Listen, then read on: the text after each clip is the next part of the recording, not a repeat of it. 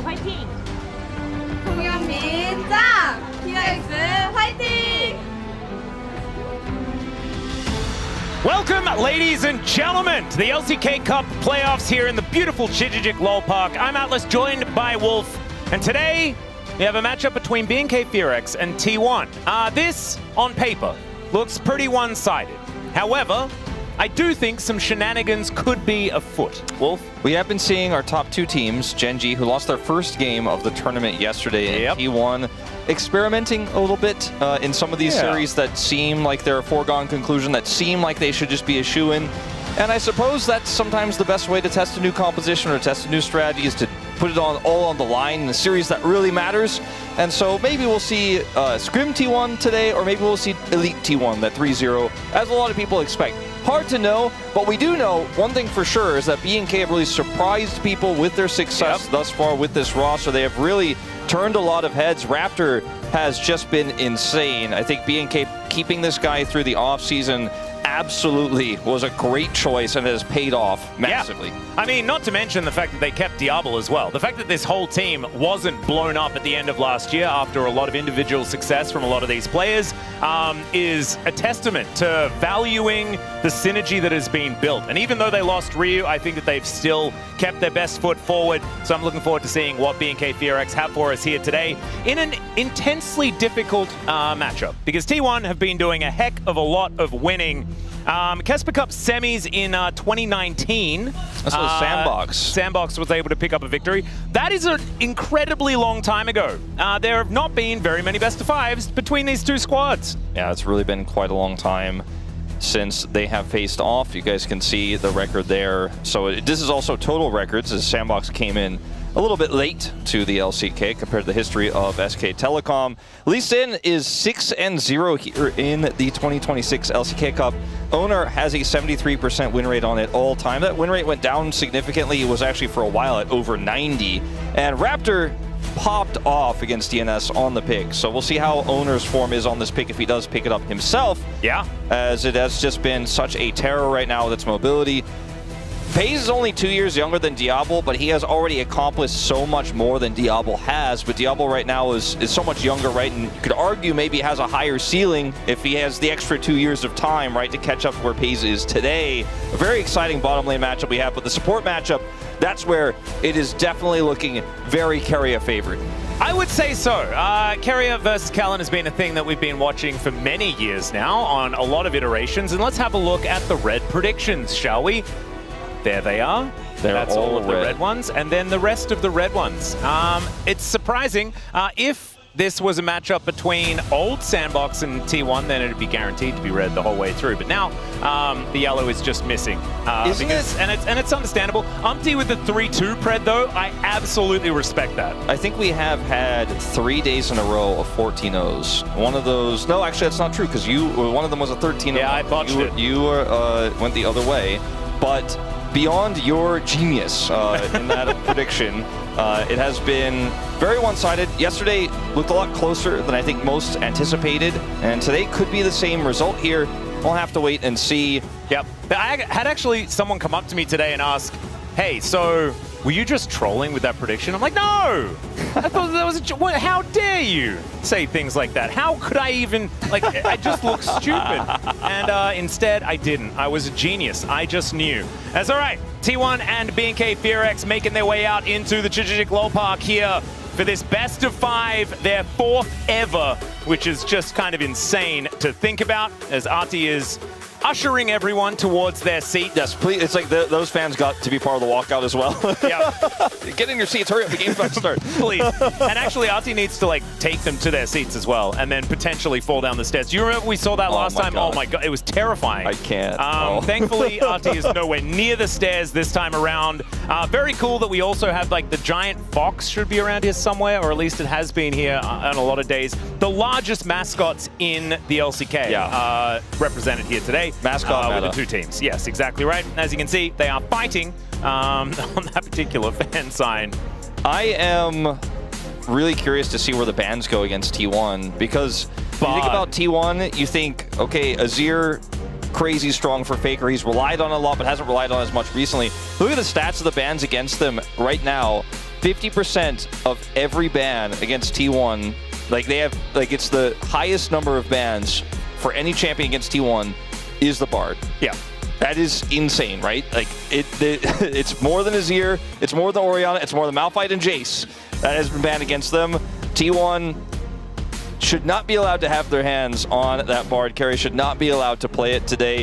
I think it would be a huge mistake. So it feels like you're kind of handicapped, aren't you, if you're BNK coming into this series? Yeah, it's really difficult, and it's actually kind of weird that their ban stats don't really have very much Rumble in there. I think they haven't been paying too much attention towards the top side of the map. Doran's kind of got whatever he can throughout this season so far, and a lot of it has been a focus on making sure that they get the bottom lane in order, and I think that that does kind of stand true to what we've been seeing here in the current meta of League of Legends with just how strong the bottom lane quests are, getting the extra money for the AD carry, and allowing Pays especially to completely pop off. Like, this guy has single-handedly won games that have looked incredibly dire because he is so stable. And for a young player, like you were saying, born in 07, oh my goodness, pretty impressive. Aphelios game for Pays against KT was one of the big standouts. We've seen Diablo have the ability to pop off on picks like the Ezreal. He takes every opportunity he has to make the highest impact play, the highest risk, highest reward. He takes that every time.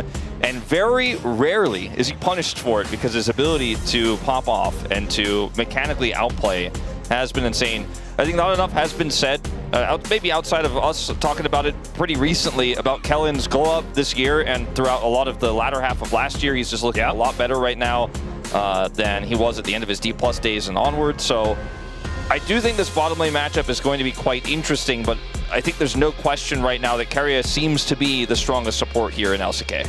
I would agree, and I Duro's very close, but I would still give Keria the nod. Yeah, Keria has been wearing that mantle for quite some time, and I don't think that he's going to be challenged here today. I think it's going to be about what happens elsewhere on the map, and also what Radha and Lyra have planned for BNK in this draft as well. We know this team is very capable of a lot of experimental drafts. They're very good at making sure that they synergize well on the Rift, and I want to see that as we dive into Champion Select here for game number 1. BNK will be on the blue side, T1 with right of first selection, and they have chosen to first pick. So let's see what they're going to be banning away and what the focus is going to be here today, and whether that Bard is still going to be banned as the Inara is going to be taken off the board. Gone right away. There we go. There's the Bard. Okay. They did that part right. They know which team they're playing against. Wolf, that's a really good start. It's a good sign. Nocturne ban is quite interesting. Perhaps looking for an Azir Orianna trade where they get their hands on the Azir. Nocturne has been pretty strong even without the Orianna. Yep. Especially with certain team compositions that have dive, or if you're looking for a more immobile carry. Like the Varus, which will probably also be banned by BNK here since they are playing second pick here on blue side. Yeah, I think Varus Rumble are probably looking like the most optimal ones, but instead the Ambassador is going to be taken away. And Doran hasn't played Rumble just yet this tournament. You mentioned earlier, they've been the ones doing the banning. It hasn't been banned as much against them. That may change here as the Varus is banned, and we're looking probably for that Azir Orianna handshake. Ah, interesting that it's banned on, I guess, I was going to say blue side, but banned first with first pick opportunity. Because it's often one of these priority picks. The Vi is going to be taken away, so that Orianna Azir trade is looking pretty likely. And when you've got Jarvan still on the board as well, I think the Orianna feels absolutely fine. I think as Rumble Orianna would be absolutely revolting. You can also go Rumble Jarvan here if you'd prefer it. Pantheon empowers like the Taliyah though. So you get the Pantheon Rumble, and then you have Taliyah on 3. I know everyone is a little bit low on Taliyah right now, but I do think into the Azir specifically, which is rarely the matchup we see. It's been mostly Taliyah and Rise where it's a lot tougher. I do think there is some real reasoning behind going for this style and going for the Rumble Pantheon into the Taliyah on 3. And Doran will get the counter pick here of the Ornn in the top side. Yeah, I've seen Ornn do relatively well. She picking up a solo kill yesterday onto Keen. That was kind of impressive. Faker just going to lock away the Xin Zhao for Ona. I know a lot of people want to see his Lee Sin. This has been a ridiculous champion in the hands of this player, so understandable. They do go towards that one. Vikla thinking about Orianna or Taliyah, and whichever one he locks in, I think they will still have a very powerful top side of the map. I'd probably prefer to see the Orianna. I think that Pantheon is fine as far as ball carrier is concerned. if you take the Orianna, it means you have a lot of, like, you take that away from Faker as well. It's another strong S-tier pick that can work with the Nocturne that's still available, so you always have to keep that in the back of your mind moving forward in the series, and I think that's part of why. Plus, the Orianna is incredibly strong in laning phase.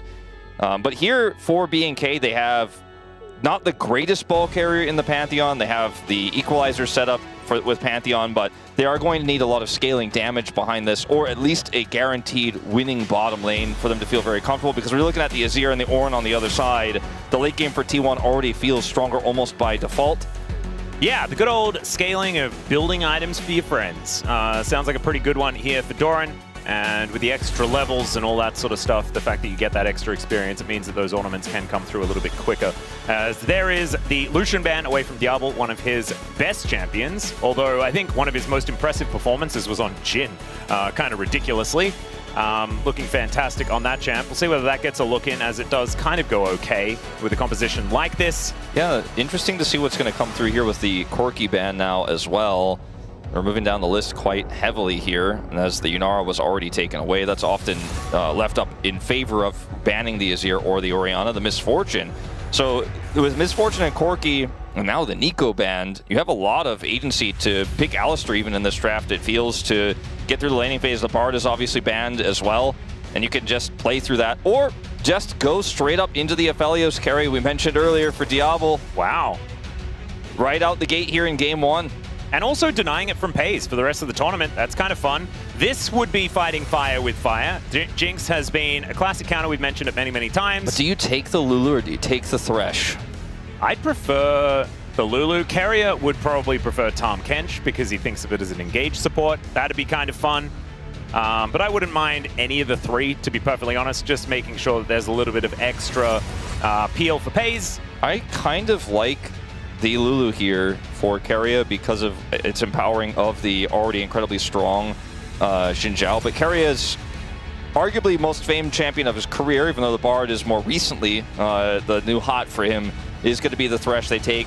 And this is a classic, right? The Jinx counter to the Aphelios. We haven't seen it very often because she has been so not meta, not strong, but with the changes to crit, she's incredibly strong on this patch, and players have shied away from her, but Pays is going to pick it up here in game one. Like, this is usually something you see in game 3, game 4, not game 1 of a Fearless draft. And this is what we saw when I first came into the LCK, when Aphelios was incredibly meta, often even B1'd in some of those drafts. It was like Aphelios Jinx every game. This is pre-Fearless. Yep. We saw it all the time. With the Jinx Thresh, Aphelios Lulu, the classic battle. We have not seen it as a staple here in a really long time, but the Jinx is usually considered to be the counter because it has the extra range, and that range advantage, especially in the laning phase, is going to feel great. However, with the Lulu on the other side, you have a ranged support who can harass and offer some additional damage. The Pantheon is really, I think, the X factor here in this draft for BNK because it will have a lot of rotational power. They don't have a strong side lane champion to play through, though, because they're playing through the Rumble, so it's a little bit more about the setup for those team fights and getting the equalizer into position.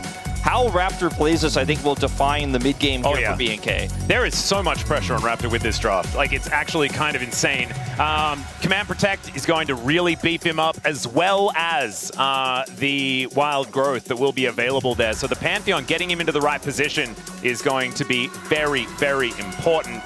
Is she an idol or something? Yeah, I think so. That's pretty. It's hard to tell which one because she's staying a little undercover. Yeah, she was definitely very, very incognito. Nakyong Lee is her name. Oh, from S9. Okay. S9, there we go. I need to know more about K-pop and stuff like that. I just am not in the know. Too much League of Legends on the brain. And speaking of which, let's get more of an India brain as we get onto the Rift for game number 1, BNK FearX against T1.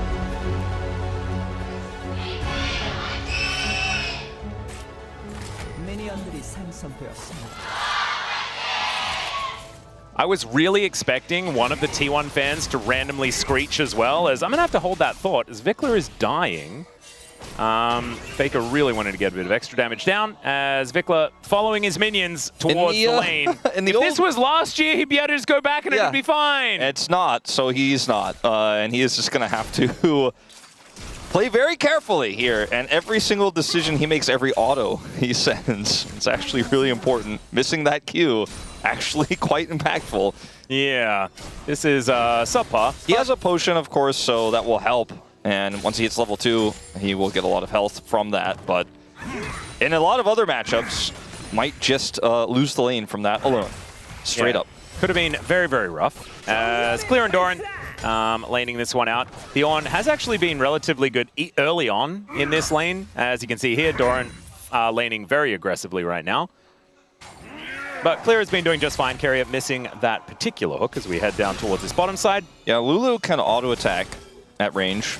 Hey, so can Thresh, kinda. Kind of. I mean, it's not really range, but it's more than melee, you know? Yeah. It's like he's swinging a towel at you. Yeah. Not quite the most threatening thing, but because he misses the hook, you know, that's kind of how this matchup goes. You look for a hook, you miss it, and Lulu's like, all right, well, that's some of your health gone, and that's some more prio in the lane. Good reaction, though, from T1 as owner is going to go for an early gank here. The good old level 3 gank. Xin Zhao, not necessarily known for it. And we've got Raptor nowhere near. Diablo, I think, has a bit of an idea as to what's going on here, but already Owner comes through. And they get the flash 3.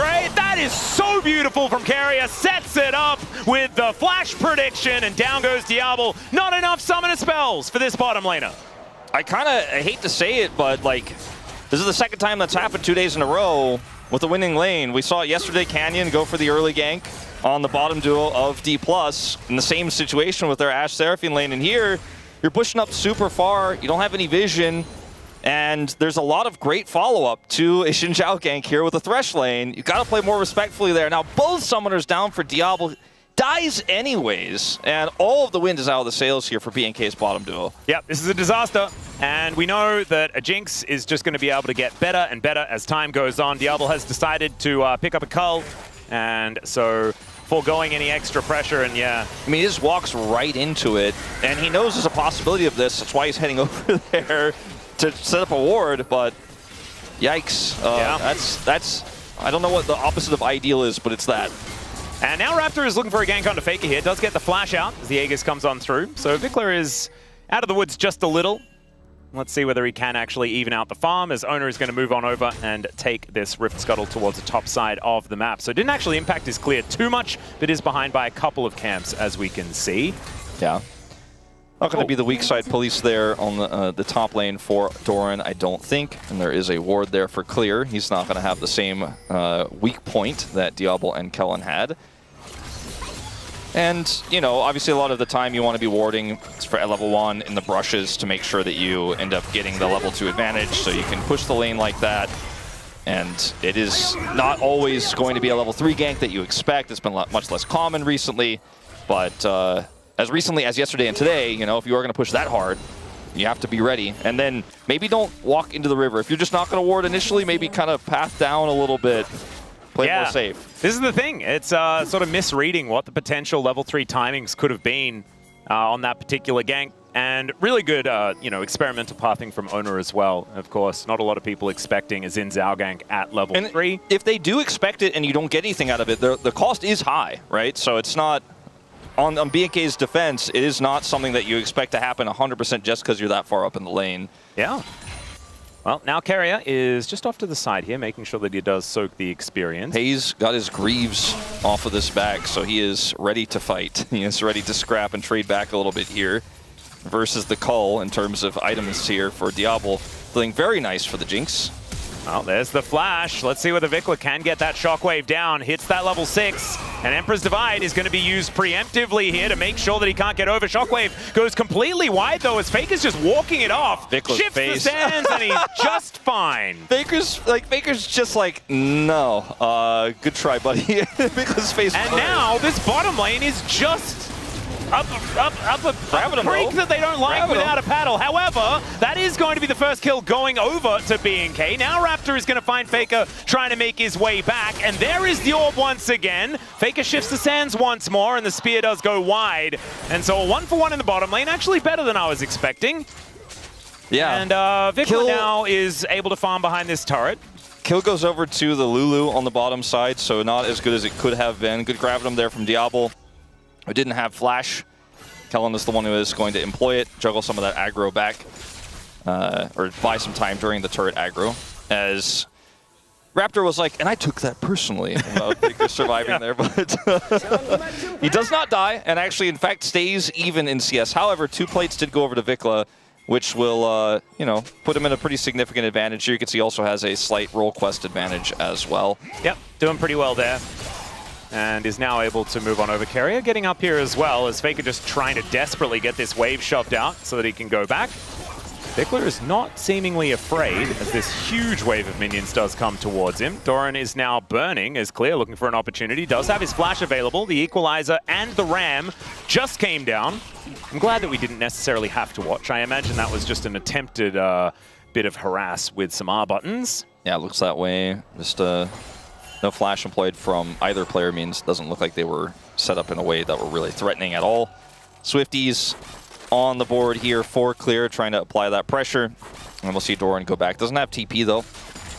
And it calms down for a second here. Yeah. We were kind of going at 100 miles per hour from very early on at 40 seconds in with that gank onto Vikla. I don't even know if I call it a gank, just a level 1. We don't have level 1s anymore, so like, what do we say? They took it from us. It's still a level 1. It's just you have a very short amount of time in order to get that level 1 down. So that was high value. Having a look though, things being this even is testament to BNK being able to stabilize. A lot of other teams, things could have gone completely off the rails after what happened in that early game. And Pays is in a very good spot, don't get us wrong.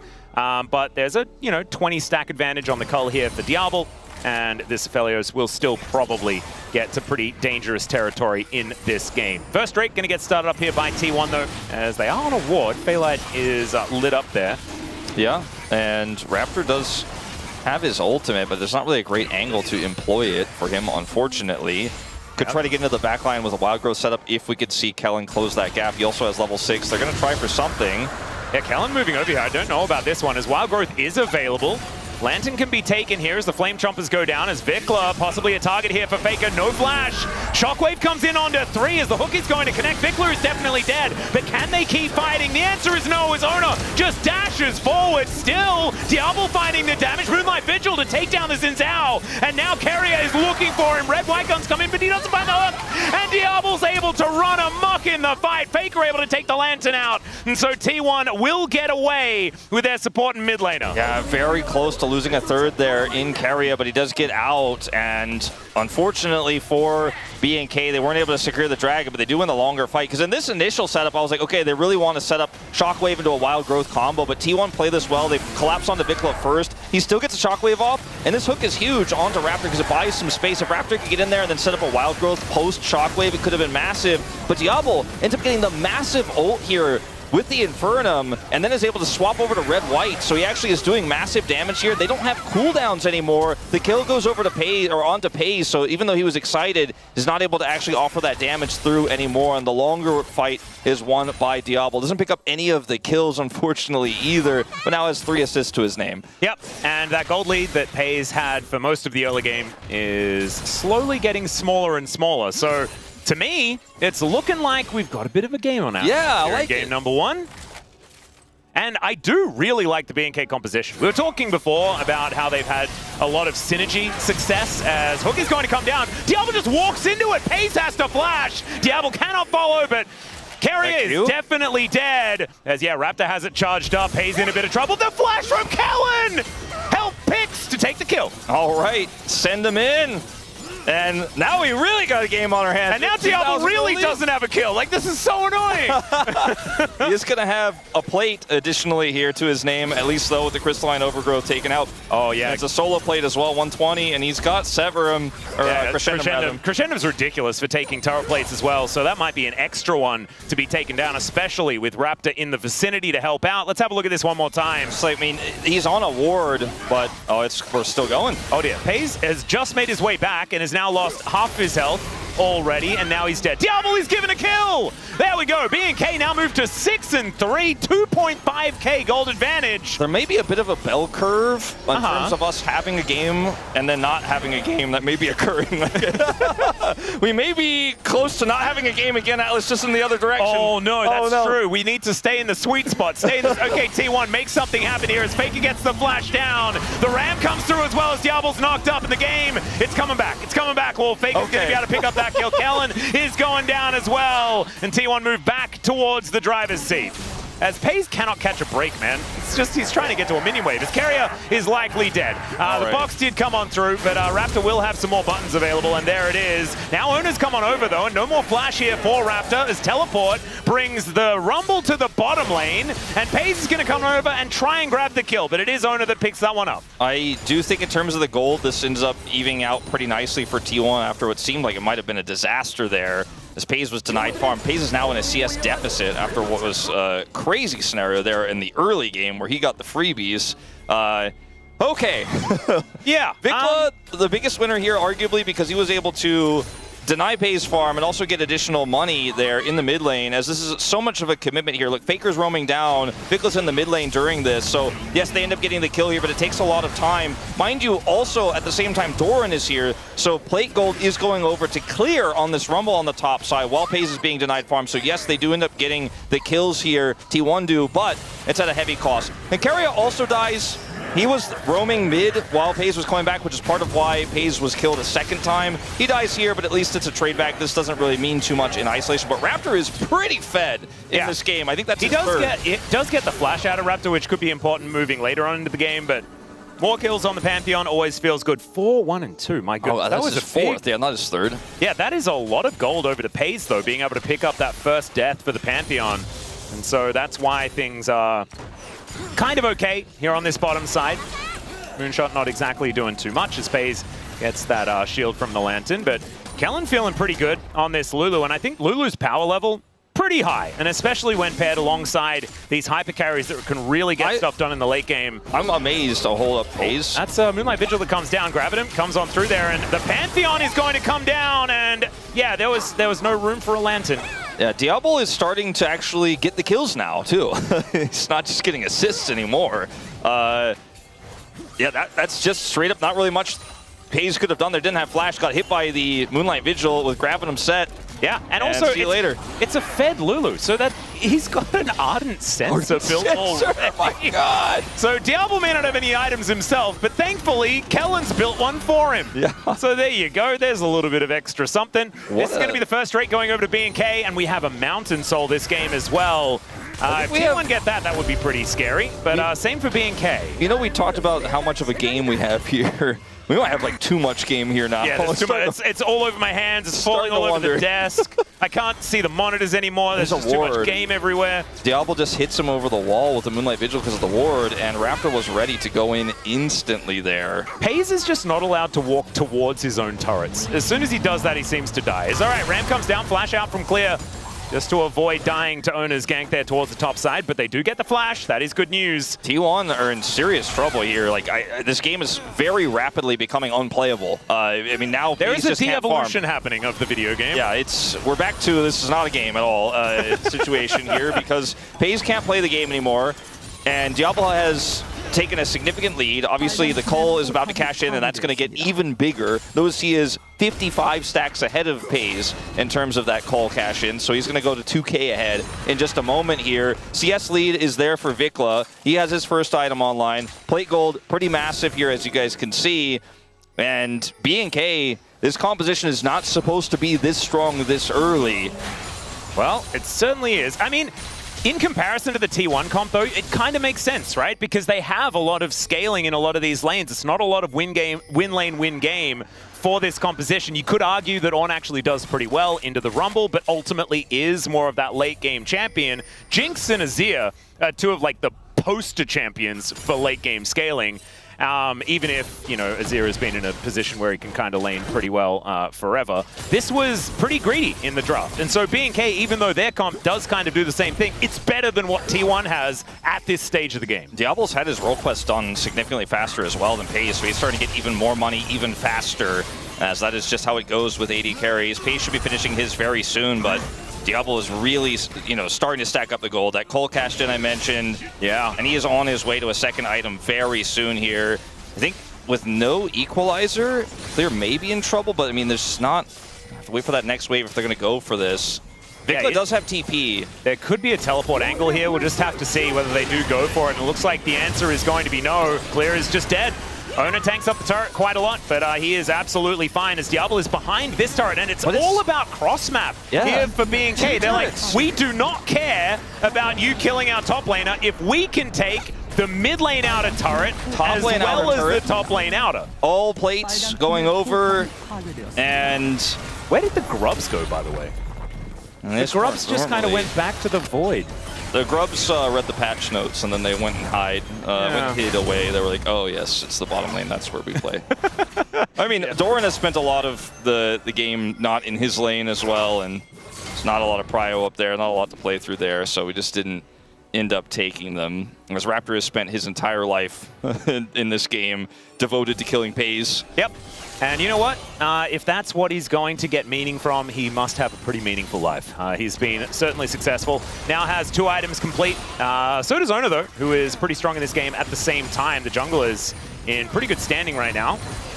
Somehow Ona is actually ahead in gold, even though he's behind in kills. Does have those couple of extra assists and things like that. And so our jungle is very powerful in this game.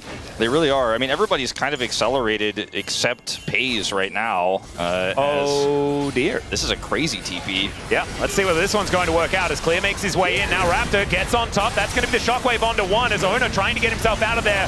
There is Clear dying though to Pays. Pays actually getting some more money here as now Raptor could be taken down as well. A bridge too far perhaps, but now Diablo's able to get that damage through. Super Mega Death Rocket though to answer, and now Diablo's frontlining. I'm not sure about this one as he needs as many Gravitums as he can. The flash over was so sexy from Diablo. Finds the Moonlight Vigil and Pays shut him down. T1 will find the team fight in the end, but it looked pretty cool on BNK's side. All I have to ask is why for BNK on this play, the Rumble flanking TP melee range equalizer experiment, I think maybe needs a little bit more room to go back to the drawing board a little bit, maybe discuss this one a little bit, because he just sacrificed himself. The equalizer value is okay here, but you're just otherwise so incredibly split. And if Diablo was not as big as he was, same with Vikla, honestly, I think there's just nothing in this fight for BNK. This flash from Diablo was amazing, but ultimately it still isn't enough to kill Pays. Yeah. As Keria hits the hook onto him and the damage is there, the zap is there, and Pays is able to take him out. Even with the cleanse, that hook was enough to stop that last auto attack from coming through. So really important there that Keria did manage to hit that one. He's pretty good at Thresh, is what we all kind of know. But now the game is more even than it was before. I mean, if we look at the bell curve, Wolf, we are back in game territory. T1 are going to take this dragon. It's their second of the game, which will put them at just a simple 1 dragon lead here at 19 minutes. But that's a lot of map control taken away from BNK despite those early turrets that went down. And also there is a lot of standing gold here for T1. They've only taken the bottom outer turret. They still have mid and top lane to remove and the plates along with it. So if they are able to take some control, then it could mean that a lot of these structures are just going to go down and that gold lead could balloon. As now Doran's possibly in trouble. He's looking to try and turn this into a bit of an engage though. Finds the flash forward shockwave just to try and keep Diablo alive. It gets the autos down. Faker is taken out, but they are able to answer with the whole bottom lane being destroyed. Raptor with the Aegis, not able to get it done. And Pays, yeah, he's excited now. Able to take down his arch nemesis in Raptor on the Pantheon, and 3 already dead in trade for Faker. Clear going to follow. Hook, of course, is going to connect, and the Flame Spitter not doing enough, and another kill over to the Jinx. That was T1 are trying to take the game out of our hands, Wolf. Yeah, it was a really clean setup from T1. Again, like, I don't want to say that BNK are throwing this away, but they're being very sloppy with their setups here. Look at where Diablo is. Like, Faker is in, shuffle range of him. Now, he doesn't end up getting him initially here, but he's on the setup while they're trying to push the banana brush and look for a setup there on the corner with Clear. They just left Diablo in a position where he was easily going to be engaged on. And, really, for what, though? I mean, you can just play this a little bit slower. You have the Orianna ultimate to zone. Can prevent Faker from having these types of plays, right? Faker is, by the way, massive in this game now. Yeah. And he has been for quite some time. And he's even going to get some additional gold because he's alone there on the top side right now with a big wave. Diablo has not really set up for success in that one, and it was not his fault. Yeah, the thing that's a little bit of a worry is if your Aphelios doesn't have flash, you can't be in positions like that, right? Where things can get turned on. Plus, or you got to be grouped around him, right? Like, and don't engage onto an Ornn. Yeah, because he's pretty strong, and he's a secret agent. Like, look at him. 007 there towards the top side of the map. 2 items completed, and does have his own ornament. The Kraken Slayer is now the Kraken Obliterator here for Pays. And even more of those items are going to come on down. So you can see T1 with a 500 gold lead, something like that. But the amount of stats they have is much higher. I've seen this before, Atlas. I've seen the, Faker might get caught in the side lane. Oh, no. And T1's already running up. Surely, like, BNK knows. They know. Everybody's got to know by now. When Faker's, like, past the equator, and you're like, I think he might be a bit too pushed up, but you don't know where the rest of the team is, just don't go on Faker. They learned. They know. And I thought we might have seen another disaster here for BNK, but doesn't happen, Atlas, and we're just going to reset back to waiting for Dragon territory here, where if T1 get this with an Ornn and a Xin Zhao, frankly, Mountain Soul Point feels very potent. Oh yeah, like even just the individual Drakes feels very, very strong, where they're the team with the front line. And BNK, we were talking about how this composition actually gets things done in the early game, and T1's draft was somewhat greedy as far as the amount of stuff they have in the late game. I mean, it's 22 minutes into the game. We're getting towards said late game, and with Doran at level 14, he's going to start doling out even more as Pays. Oh dear, he was on the map again. That's problematic. Yeah, he was almost near his inner turret, and Raptor was like, that's just not enough. That's not enough safety. That's why I said he was in the dangerous spot, which is on the map. Yeah, he wasn't in the base, so... which is arguably not safe at this point either with the Sped Pantheon. And they're just going to start the Baron. Yeah. Owner does have flash. I mean, there's a lot of damage onto this as well. As BNK trying to get rid of the vision. T1 not wanting to give this one up, as now Owner going to get engaged on here by Clear. He's the one that needs to be there for the smite, so if Clear can actually get him out of here, that could be a big deal as the hook is going to connect, and Carrier's going to look to try and take down Clear, but now Faker's in trouble. Polymorphed, and Diablo will be able to find the kill before anything's really happened. Clear is going to get traded, and now the Baron is down exceptionally low. Owner still has a health bar, though, and he gets into the pit. It is going to be secured by a Raptor, but down goes the Aphelios, and now Vikler is trying to kill Carrier. He might be able to do so as the hook doesn't land, and Raptor is able to get himself out of there. BNK somehow find the team fight. I say somehow, I mean, T1 had to fight without their Jinx, but still, I mean, that was a mess until it was fine. I kind of feel like that was one of the cleanest Barons I've seen from two teams in, like, ever. But, I mean, T1 didn't have a Jinx, right? And the setup was terrible. It's still not going to have a Jinx. Just going to look to kill Vikler here, and Vikler says, I will instead take that. Yeah, so they didn't have a Jinx. They won't have one anymore for a moment here as well, but the way that BNK played this, well, watch how they mark Faker, as we're going to go back to this play first, which is him backing on a ward, unfortunately. Yes, it's the Pays on the map problem again. Yeah. Carrier's like, I got a lantern for him, but it's too late. Look at how they play this, though. Faker TP's in, and BNK they're like, if we can't kill Owner, we're not going to put this in smite range. We're not going to 50-50 this. They push on the Faker while Clear marks Owner alone, and then they turn on to Clear because it's the only option, right? T1 play this brilliantly as well. Faker's trying to find the angle. He can pull 3 people worth of aggro. He dies, and then T1 try to make this happen, right? Like they're like, I'm not giving this a 50-50. I'm not giving this a 50-50, but they're taking so much damage that T1 find the angle to go in and almost are able to deny this. Like, I feel like both teams played this brilliantly, and T1 was the team that were playing with one hand tied behind their back and yet still made it interesting. Yeah, and that was a 50-50 in the end. As BNK are going to even out the Drakes. Oh, goodness, there is so much game. The game is everywhere. Yeah, it's 33 kills as well in this game. Yeah. We are game maxing. We are definitely game maxing. This is the most game I have seen all season long, as the equalizer is not maximizing the amount of game. It was just hanging out. As now Diablo wants to take down the Sun Disc, as Doran is going to get a nice knock up there on to the Aphelios, but his damage is actually quite ridiculous now with 3 items complete. The Ram comes on through just to take down Clear, as now Owner looking for the angle. Diablo still wanting to fight this.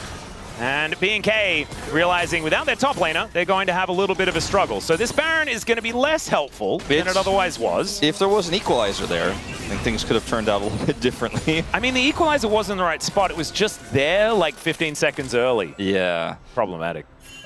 Clear is somehow, like, I haven't really looked at this, but he's 0-5-4 in this game. This game is really not been about top lane. He's 1,000 gold ahead as well. I think a lot to do with like global gold, but like the 0-0-10 on, who's actually doing absolutely fine. If this was last year, really far behind. If this was last year, he'd have like an 800 gold bounty as well for some reason.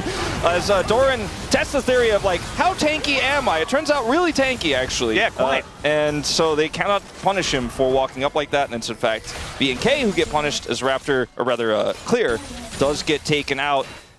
By the way, that's first strike, by the way. First strike is why Clear has the advantage that he has.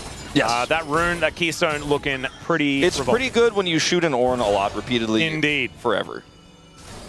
And the Ornn can't hit you first. You're the one who strikes first, in fact. Oh, Faker doing some damage right now with his Nash's Tooth upgraded. This is a really good position for BNK on the map, just 4-1 with the Rumble. By the way, those waves. Dude, what about, so the ornament name for Nash's Tooth, why don't we call it Baron's Grill? Why? Oh, okay, I get it. Don't you reckon? I reckon that one sounds pretty good. As manages to get out of there. That's, that was... Diablo likes to play on the edge. Yeah, he does. Say that. And then the T1 players were like, Pace, come on, you got to work on your recalls. Did you see how Diablo did it? He knows his limits. Yeah, Baron's Grill. I'm down for it. Heck yeah. All right, so... Sounds better than Baron's Veneer, right? Like, yeah, that sounds like you're fixing something. You haven't made a decision to be a little bit more gangster, you know? Exactly. I like it. All right, BNK waiting for this next Baron that's going to be up in 2 minutes' time, but Soul Point available for both teams, as this is going to be available The for 2.5 minutes. For BNK has been honestly refreshingly crisp. Like, they've played this really well. They 4-1'd for a little bit to get control over the bottom side of the map, forced T1's rotation over. Diablo had that successful back. They pushed the Woori on the top side in the lane matchup into the Ornn, so he has a ton of control there and side pressure. Faker hasn't really been able to breathe that much. He's finally actually able to push a wave past the river, but that's as far as he can go because it's a Pantheon with ult up, right? So he has to kind of stop there. And I think the way that BNK have used this slight lead that they have right now post-Baron, you know, before any of these objectives respawn, has been pretty efficient. Hasn't really given T1 many opportunities to punish them. Yeah, they've taken a bit of an advantage as well, moving that needle back in their direction. None of it really all that meaningful, and with all the ornaments, it is a little bit dangerous. As oh dear, Faker's in a side lane. I'm saying oh dear for BNK, because we've seen fights like this break out, and T1 don't seem too worried about it. Teleport is going to come on through, though, as Diablo is going to get missed because he does have his trusty minion in the way. Manages to take down the inner turret. Nicely cross-mapped. Like, again, this is what BNK have been so good at this game, and that is keeping T1 honest with their plays. As Doran going to look for a knock-up here, but doesn't quite have enough direction. There's the shockwave, though, as Vikla picks it up. Wild Growth to keep Raptor alive as well, but Pays is free-hitting. Diablo is frontline as he flashes on top of Pays. Gets the big shield and will go down, but he takes the Jinx with him, and BNK, I think, have enough damage left in the tank. Doran is finally going to burn down, and Carrier has to flash. 10 seconds until the Baron. And BNK that was are really good, man! Yeah, they actually really are. And that was Diablo basically just saying, damn it, I said hit the damage dealers! They're all shooting Ornn, and he's like, no, no, no! I said we kill the AD carry. It's at the initial part of this fight. It looks like T1 might be able to buy some space back here. Vikla and Raptor set this up, though. Amazing shockwave.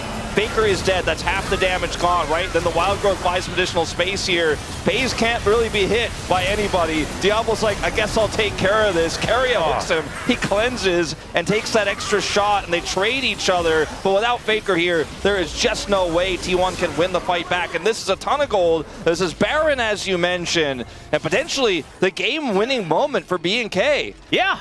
Man, Diablo's cleanses have been just incredible this game. Every time, it looks like he doesn't get CC'd from the death sentence. The one towards the top side of the map was a little late, but that one was perfect and made sure that he went 1 for 1. T1 is still going to be able to get the Drake. Yeah, it is a 5,000 gold advantage, and Baron goes over to BNK, and it's not Soul.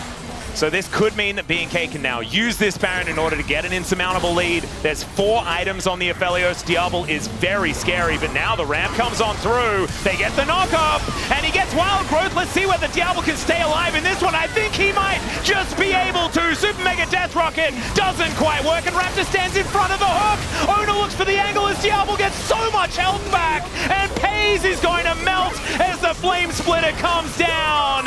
Clear sacrifices himself for his god, and his god is Diablo in this game. Yeah, well, with a 45, 1.5 kills per minute game here, This was a lot of game. This is the kind of game where when the Nexus explodes, you do truly say, GG. Yeah, we might need to do that. Let's try and do the StarCraft thing. Sorry, the Korean caster thing as this Nexus goes down, because it absolutely deserves it. And B&K, what incredible play around the advantages that they found for themselves. They made this game their own, and there it is. GG! Ellipse, what a game! Oh my gosh! And it was fiery from the start with near kill onto Vikla at level 1. Tons of attention to the bottom lane. But Faker, he was so big this game, he had 4 kills, he was never allowed to side lane, and the Pantheon value was insanely high. Killing Pays on repeat, preventing Faker from side laning, getting the teleport out of Doran, but then not hard committing. And the 2 fights where Faker's like, I'm ready to carry, I'm ready to pop off, I am a secondary scaling threat. He dies instantly both times. He has lower damage than Doran because in both critical fights on the top side there and in the jungle next to the Wolf camp, he is just deleted before the fight even breaks out. A great combo. Vikla had an amazing game. Clear, he did his job, okay? But yeah! Kelly and Diablo, the wild growth timings, Raptor and Vikla's mid-jungle synergy. This was an insane start to the series from B&K. Absolutely incredible game from B&K. I liked the draft. I liked how they played it so much more. It was so good the way they moved around the map, and T1 are always the team that has the tempo, that understands how to use it. And B&K this time, they were reading from the same playbook. They knew exactly what was happening, and man, I hope that means so much more for the rest of this series. Time for us to take a short break. When we get back to space, and then game number 2. We'll see you soon.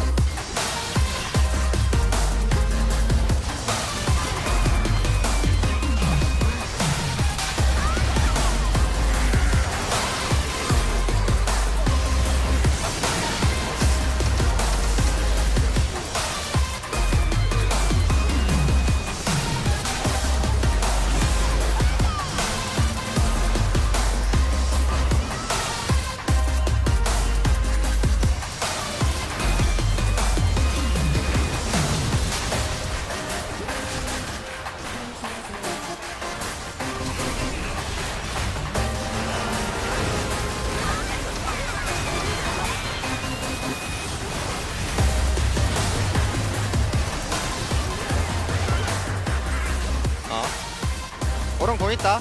높은 거 조심해. 걸릴 것 같은 말 좀 해줘. 예, 공 썼어. 할게. 나 아들을 봐줄게. 아들. 아들 터쳤어. 땡크스 받아야 돼, 땡크스 이러고. 맞아야 돼 이러고. 야, 앞라인 봐, 이러고. 앞라인 봐, 앞라인 앞라인 봐. 효정 맞아. 나 실제 있죠. 나 뒤에서 가는 천천히. 아, 2대2. 천천히 빼면서. 싸워 높을. 나 땡크스 나공 받을게, 뒤에. 나 뒤에 공 받을게. 가보자. 끝내자. 닭가루 끝내. 끝났어. 디테일 볼게. 닭가루 끝난다 이러.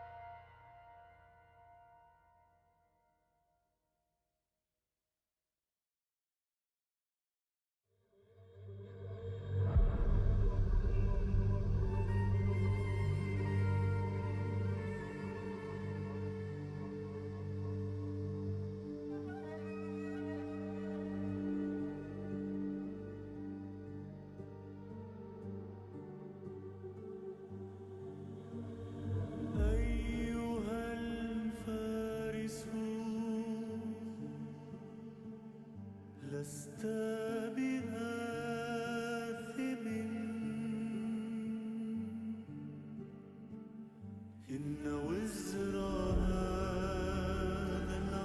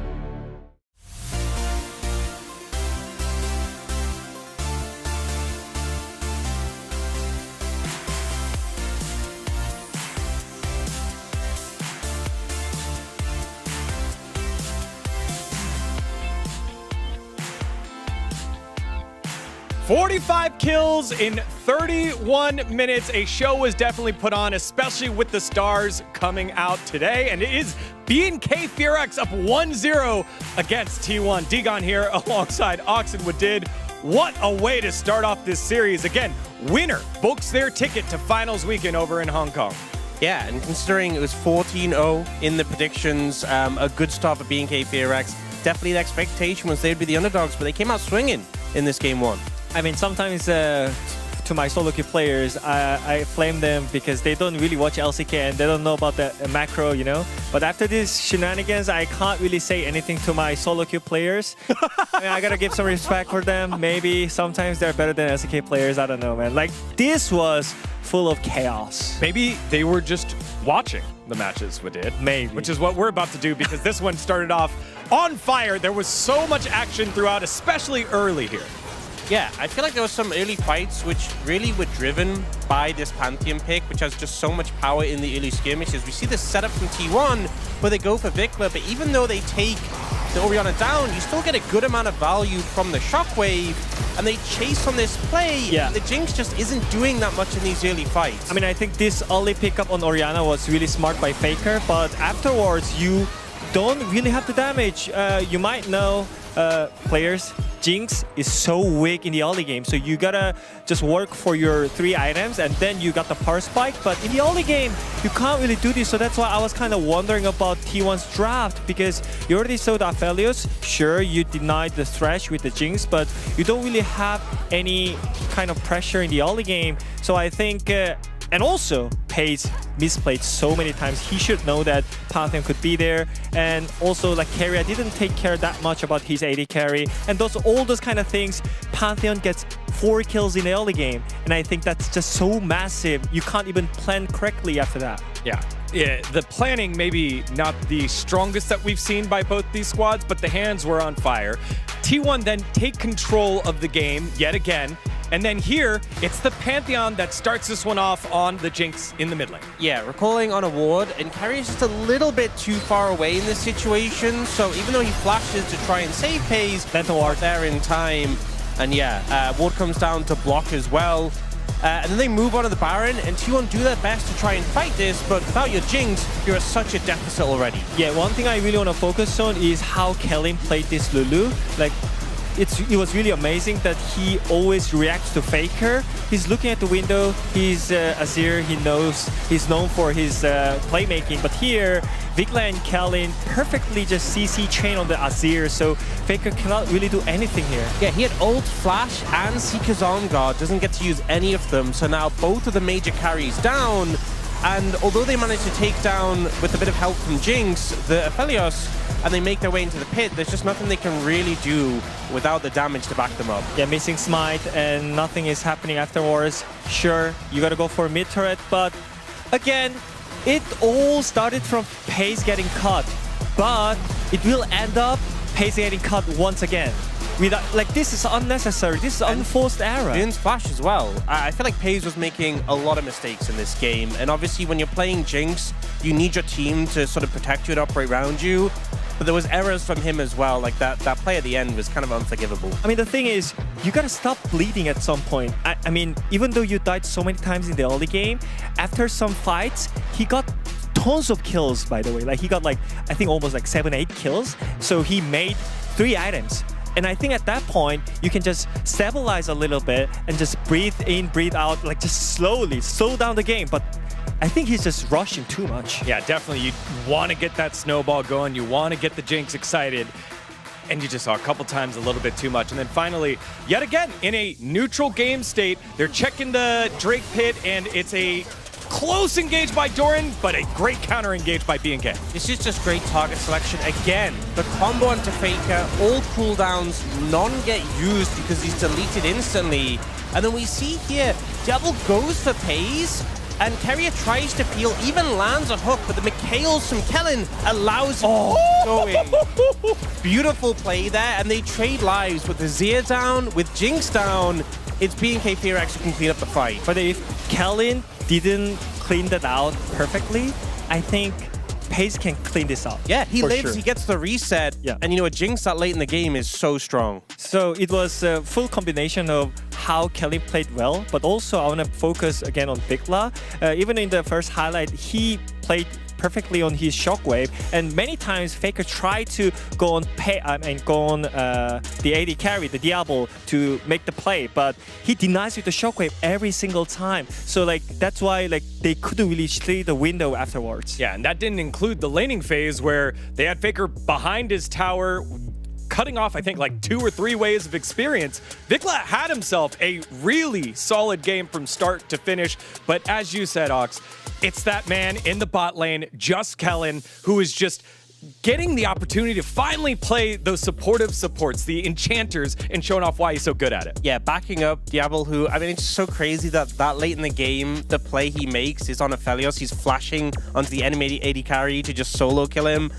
Very bold, but what we expect from him. But yeah, I think going back to Vikla, him and Raptor, you're up against Owner and Faker, such a strong duo together, but they really managed to match them throughout that game, and I feel like you need to keep pace with them, and it's something so many teams time and time have struggled to do, but this game they really had their number, and it's impressive to see. Again, Raptor, I mean, I feel like Owner had such a great early game because like we didn't show it in the highlights, but all the early game kills were from Owner, but after that, like just Raptor goes in for the play, and him getting 4 kills in a row made the game really easy for BNK. So everything just set it up by their mid jungle, and then the late game carry from their bot lane is just dream of your team. And what I love about this is that it's a best of 5. Some of those power picks now out of the pool. No Azir, no Orianna, no Pantheon, no Aphelios later on, and oddly enough, that Jinx kind of out of the pool. So we'll see what is left in store here for us as we send it back on over the casters for game number 2.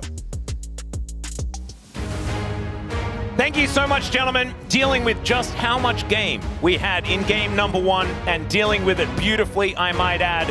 And let's get ready for game number 2, Wolf. It is looking like it's going to be a pretty good night here at the LCK Cup. T1 getting a little bit caught with some greed. Faker unable to press his buttons, as was mentioned. And looks like a BNK fan here saying, let's go to Hong Kong, calling on Genji and Ryu, the ex-BNK coach, as Fox beats down the Ahti mascot. And that would be their next matchup, right? Here in the upper bracket, Genji are waiting for whoever wins right here. And then you are definitely going to Hong Kong if you're in that matchup, right? Because either you win and then you're in the final, or you lose and then you're in the lower bracket final. So guaranteed trip to Hong Kong with a victory in this best of 5. And it would be pretty unprecedented if we got it for BNK. And then, in theory, we could have a rematch in that lower bracket. It could happen for sure, as BNK will pick blue side here in response to T1 taking first pick again. Yep. And so, like it was mentioned on the space by Digon there at the end, a lot of those power picks are gone. We do have the Aphelios and the Jinx, which are gone quite early, but it can shape especially how the rest of the series is going to look, because Ornn is also gone, right? So Scion stocks go up if you want to play a front-to-back composition here. We'll see what does eventuate. Yeah, so the Yunara was the first ban last time around. This time it's going to be Wukong. And so T1, I think, are going to go for a Yunara first pick, by the looks of things, based on that particular ban. The Bard will always be the first ban, I assume, from BNK, and I do not blame them for that one at all. And the Nocturne gets banned again. So even without the Orianna, Vi will match. That makes a lot of sense. Damn, a lot of junglers being left behind. Taliyah without Pantheon may just be out of this series. We'll see what matchups we end up getting. I think the Ryze first pick angle for Faker here is quite strong as well, if the Yunara is banned by BNK in this final spot. With Jace taking a huge hit in the jungle, that's that extra ban that you get right now. On patch 26.3, Varus is the other consideration. So what do you want to trade? Do you want to trade Varus here for the Yunara and try to outwin the lane? I think if you ban the Varus, though, then the Yunara is kind of free because we've seen it picked into the Yunara so many times. And if you don't ban the Varus, then the Varus first pick feels a whole lot better, right? Because the Yunara is then relatively impossible to play. I kind of feel like they should have banned Varus in this situation. But Faker's Ryze is a force to be reckoned with, and they just did not want to deal with it. And now we might see a different answer. Like, maybe BNK have a response ready for this Varus that we're not expecting here. Maybe the Ashe Seraphine. Maybe that could try be it again. Kalista, I think, is probably not really what you want in this situation. So Jarvan is very good into Varus, so that's a good pick here for BNK to grab early. I like that. Highest tier jungler on that's sort of left as well. Maybe they just play Sivir here and try to spell shield some of that poke from Pays and look for wave clear and play around that macro in the mid game like we've seen so often. Yep. Could be one of the options here. Then we'll just have to see what Kellen is going to be playing. The Ahri will be locked in for Vikla. Interesting. So Faker could go to, like, I mean, I know a lot of people like picking the Ahri into the Taliyah, but I feel like Taliyah can do relatively okay in the matchup as well. I want to see a really strong partner for the Taliyah if that's the route that Faker wants to go. Obviously, the Pantheon is arguably the best on this meta next to Vi, who will probably be banned every game and is banned in this one. Mbessa, Taliyah, a little bit less inspiring if that is going to be the jungle pick here, but it is a strong flex for T1 right now. And they could lock in Karia's support pick to empower this Varus right now, if that's what they want to do. Would, of course, just be setting up their bottom lane blind here. Yeah, I'd be interested to see what they want to run there on that bottom side. We've seen Nautilus be probably the most popular support alongside the Varus so far. Very good into Ahri as well, the Nautilus, but I think it's going to be a Faker counter pick here. We just don't know what that will be. You know, Lissandra is one of those picks you always think of when you see the Ahri, but it's going to be Sylas, which has also been one of those other great ones to be able to steal the Ahri ultimate away, and it is very powerful in this draft in isolation, but we don't have the most amazing ultimates to steal yet. Like, there's not a lot of setup or knowledge about what the rest of this comp is going to be for a Sylas pick this early, but I do think it's a solid one considering the state of the draft, and you don't want to give Karia's support away this early. Yeah, it also kind of just bans Rakan and Alistar without you actually having to ban them, which is kind of cool. The Renekton going to be locked in. That is a decent ultimate, especially these days. Can give the Sylas a lot of longevity as well as do a lot of extra damage when you are up in the face of the enemy. The Gnar is super obvious here. It's going to try to protect this blind Renekton, make it as easy as possible for Clear to play. It's been one of his best picks this season, and they have a lot of single target blow up for this Varus right now, and it's because they have such good follow-up to a Jarvan flag and drag already. Even the Sylas can be 100-0 if caught and picked off. Same with the Mbessa. So again, we're kind of assuming this Mbessa is going to be jungle right now, and that is what BNK are doing as well. But that it could also be flexed into the top lane if Owner has something tricky up his sleeve here. Yeah, I'll see what he does actually want to go towards is Lee Sin, speaking of which, going to be taken away. So a bit of a catch-all here for BNK. Like, I just don't want to play against Gnar, and I don't want to play against Lee Sin specifically. The cannon is still available though, so that could be something that Doran wants to look towards, and then there's a fair bit of physical damage in both a Lethality Varus and an Mbessa. It's Sivir, right? It's got to be a Sivir lane. I think it should be, and I actually think that it's great into Sylas as well. Like, On the Hunt doesn't give you massive amounts of value stolen away, and then a Mantra gives you basically nothing. So I think if it's a Sivir Karma angle that they're going for, then it kind of looks pretty good into what T1 have put down already. And so there is the Sivir locked in first. Is Keria going to pick away the Karma? It would mean that they have next to no engage, and so maybe that is not what they're going to look towards. Yeah, I don't think that's what you want. I think the Renata is an interesting possibility because it's very strong into their comp overall to allow them to disengage.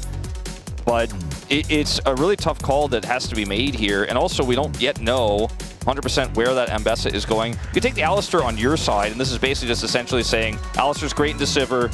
You know, we have the Sylas on our side, and now this is fearlessly banned for the rest of the series. Feels like a very potent pick here, but for top and for jungle, Mystery's still here. Yeah, let's see what they are going to do. Cannon is definitely viable here. It's a lot of magic damage, but I think you can play it because it gives you insane engage, and it can be great for disengage as well into BNK. Yeah, Keria taking his time, figuring out what he's going to pick up for either Doran or Owner. And the Rek'Sai is coming in, so that will be the jungle Mbessa. And Poppy will be the pretty good Poppy lock. angle.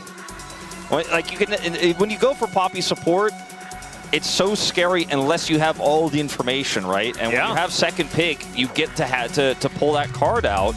And Edo locks it in here. He's saying, like, okay, this is great into Sylas. It's great into Mbessa. It's obviously pretty good into Rek'Sai as well, depending on how you play it. And for zone control on objectives, if you can knock even just one or two of those threats away, your Sivir can do great work. And they have the engage as well to back it up. I think T1 have a draft that with nameplates on, you're like, oh god, that's horrifying. Like, they got Varus on patch 26.3, like that doesn't seem allowed, that can't be okay. But I think the tools that BNK have, plus the playmaking we've seen from this team, it's a very BNK draft, right? It's like Diablo's on a late game carry, and the rest of the team just goes in and presses the CC.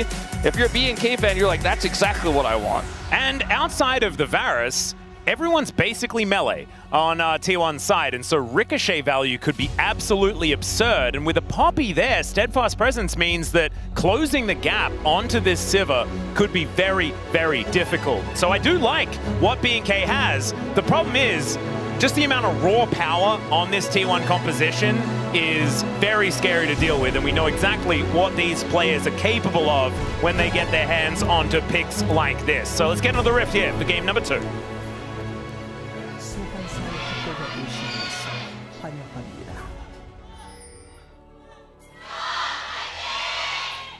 I really do appreciate that one BNK fan that screeches every time. You know, they're just trying to even it out because we know the T1 fans are just pretty loud here in LoL Park today. In game 1, it was so much louder than it was this time that it made me make sure everything was safe. Like, yeah, we both looked around. We're like, hang on a second. It sounded like something nefarious had occurred, or yeah, maybe there was an insect in the building, or... Is Insect here? That's kind of cool. Not with Lee Sin banned, I suppose. I assume not. All right, Diablo and Kellen doing a little bit of battle here. Obviously, the level 1 of the Alistair, not exactly going to be the most fun. And so BNK might be able to get themselves a little bit of a fun time. However, T1 do decide to go for that cheeky level 1 headbutt angle. Yeah, the good old level 1 headbutt eel that we've seen so much this season. Like, people figured out, okay, it's unplayable for Alistair level 1. You just got to use your heal and hope for the best. You just go for that one headbutt and just push him away and go heal. All right, we're going to get level 2 eventually. We'll survive this. And now Diablo gets to just press W and make the waves disappear. Obviously, it takes a little bit longer at the early levels, but still going to guarantee the shove, as he does a pretty good job clearing out all of these minions as well. So finally, Pays gets a wave to have a look at.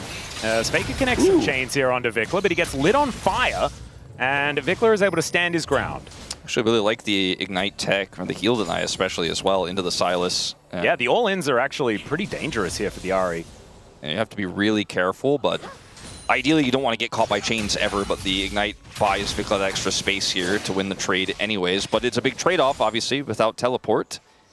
Yep, and you're not a top laner, so you don't get it for free. Yeah, at least you have home guards, I suppose. All right, so Vikler is going to send Faker home a little bit early here, but he's just going to go for a tempo back, as good Steadfast Presence there from Kellen, and Carrier takes a lot of damage.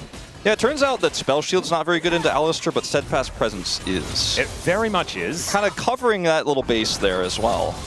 And, oh, okay, good charm connects onto Faker here, who hasn't actually teleported yet, thank goodness, and he will now go back home.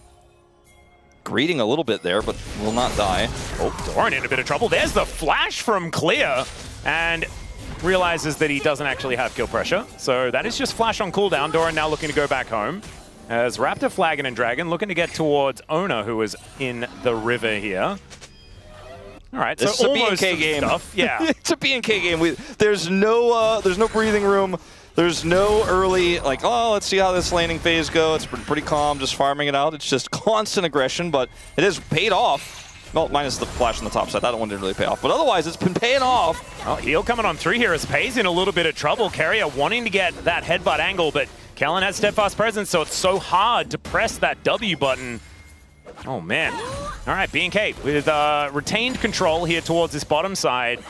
And it is translating into a little bit of a lead as far as money is concerned for BNK, but nothing that's too much to worry about on the T1 side. Hayes does have teleport, so, you know, Diablo wants to try to force these all-ins as much as he can. Used the barrier earlier. Doesn't have it anymore, but we'll have it up again soon. But because of that teleport, even if Hayes gets chunked down, can always feel pretty safe to just get back to lane for free. As Vikla, again, just trying to trade aggressively.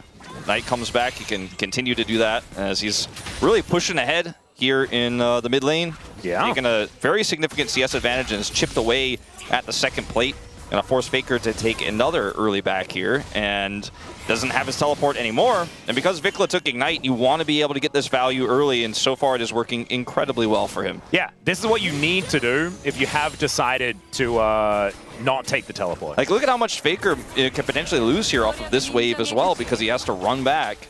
He has boots, that'll help a little bit, but so much lost money. Yeah, home guard, pretty important for trying to avoid that, but as he said, not able to pick up too many of these. Boomerang Blade, high value there from Diablo. T1 with this wave pushed back, should be absolutely fine. Both of our bottom laners with culls in hand. As Raptor looking for that angle, in goes Kellen. And Carrier will just wander towards the Jarvan. There is a flag and drag buffered beautifully by Raptor, gets himself out of dodge. And the mid lane under control here from Faker as he does make his way back. And so understandable that they don't want to go too far, as clear with the Dominus against Doran. And the slice comes through, but Doran tunnels his way out. Too bad. Go back home. Clear flashed earlier. Yeah, exactly. I wish he had it there. But he is still going to get a pretty nice advantage from this, and will continue to hit that topside turret, so not all for nothing there, despite not having the flash to follow. Gets the flash out of Doran, and will get plate money and deny farm. Yeah, BNK's early game, pretty insane. Well, there's a great knock-up as the flash charm comes through. Ona is lit on fire, and that is first blood going over to the Jarvan. Vikla avoids the chains as Faker has stolen the ulti and will find the follow-up kill. Now Carrier moving over, but is unable to get the headbutt over the wall. And does have flash, but did not want to invest it. So Faker's on the board, but so is Raptor. Raptor picking up that kill rather than the Ahri. Not ideal, but still a very aggressive play. Faker is able to trade it back, but some really nice footwork there from Vikla. Yeah. Luckily for him, he's not the one who dies. So that's a big chunk. Yeah, good old Varus just being able to do a whole lot of damage. I believe that was W empowered. Yeah, with the cull in inventory. Yeah. Doesn't even have a Dirk. Not sure where that damage came from outside of pressing W. As Vikla still with the lead here in this mid lane, but let's have a look at how this all eventuated as a battle over the ward sort of started it off. This mid-jungle synergy and the communication and how crisp they are with this, also the dodge on the chains here from Vikla, very impressive. Raptor went so deep, though, that there's no real way to get out of here. Faker flashes. Unfortunately for him, that's not going to amount to anything. Yeah, not able to get on top, but keeping them honest, making sure that Kellen was rotating up. That is denied. Man, this Poppy is going to be such a big deal in this game. Like, so much of this rests on how Kellen plays a lot of these later game team fights, with the amount of value that you can get out of the Steadfast presence, and with the fact that creating space with the Keeper's Verdict is going to be so incredibly important. Owner is making his way in. Public Execution goes wide, though, but the chains do connect. Good charm from Vikla, but I don't know whether he's out of dodge just yet, as he is going to get taken down. There is the Cataclysm, though, as now Owner stuck inside the circle. Teleports coming in, but they're turtle ports. And oh my goodness, the takedown from this Poppy as he just heroically charges Ambessa to the Nether Realm. Yeah, that was a pretty quick reaction there from Kellen, despite the fact that the turtle port takes forever to get in. He was able to get that punish there, and he communicates with Raptor. That's why Raptor commits the Cataclysm and Flash to hold him down for long enough. It's a kill onto a Poppy.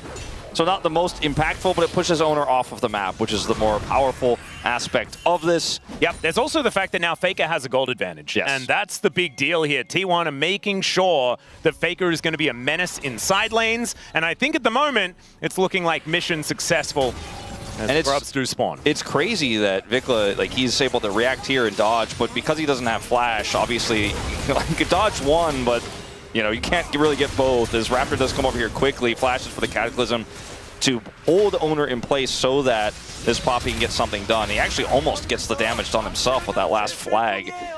And yeah, ultimately, Faker gets a lot of money, like you said. Yep. And if Kellen actually could have stuck around and possibly got a heroic charge into the wall in turret range or something like that, it might have been an extra kill. So the fact that Raptor wasn't able to finish off Owner with that 1Q, actually kind of a big deal. As Clear once again just doing a little bit too much damage to Doran, but is taking a fair bit in turn. Still has Dominus, so obviously not close to dead. The Executioner's calling is super high value in this matchup, and he got it early with the lead that he had, and was able to really continue to apply that pressure and hurt the sustain of the Rek'Sai, something that you don't normally get to have with a pickaxe as well in inventory this early. So feeling very powerful, and it will wield the sword to its fullest effect here. As Vikla is no longer in free bully territory, has to play really well, as you can see here, to try to trade back Raptor nearby. Yeah. And Raptor is going to now try and challenge for this dragon. Kellen moving over. Does have the Keeper's Verdict available. Let's see whether he can use it to guarantee some position. But there's the Flash Pulverize. He does get the ulti off, but it's only onto Carrier, and he just dies. As a result, still Raptor's able to take the dragon. That could be important. Flags and Drags gets himself out. Poppy for Drake? I guess you'd possibly take that. Yeah, it really depends on what soul we get, but feels pretty nice, at least initially here. As top laners both having teleport, but we're not interested in the dragon fight, which does make sense, especially because of the ability to stop said teleports on both sides. And Raptor now has his Sundered Sky. He got out, did have his flag and drag, didn't have his flash, which was a big concern for looking for that contest on the dragon itself. His Faker. There's a big old Cataclysm. Manages to get the ulti out of Vikla here, as we do have the teleport upgrading, but we don't see the charm. Still the Cataclysm comes in, and Raptor's there to bail out his mid laner. Man, the mid jungle today out of B&K is pretty unreal. Game 1 to start things off with the Pantheon Orianna, and then here on this Ahri. So many resources being given to Vikla, but man, Raptor has been everywhere.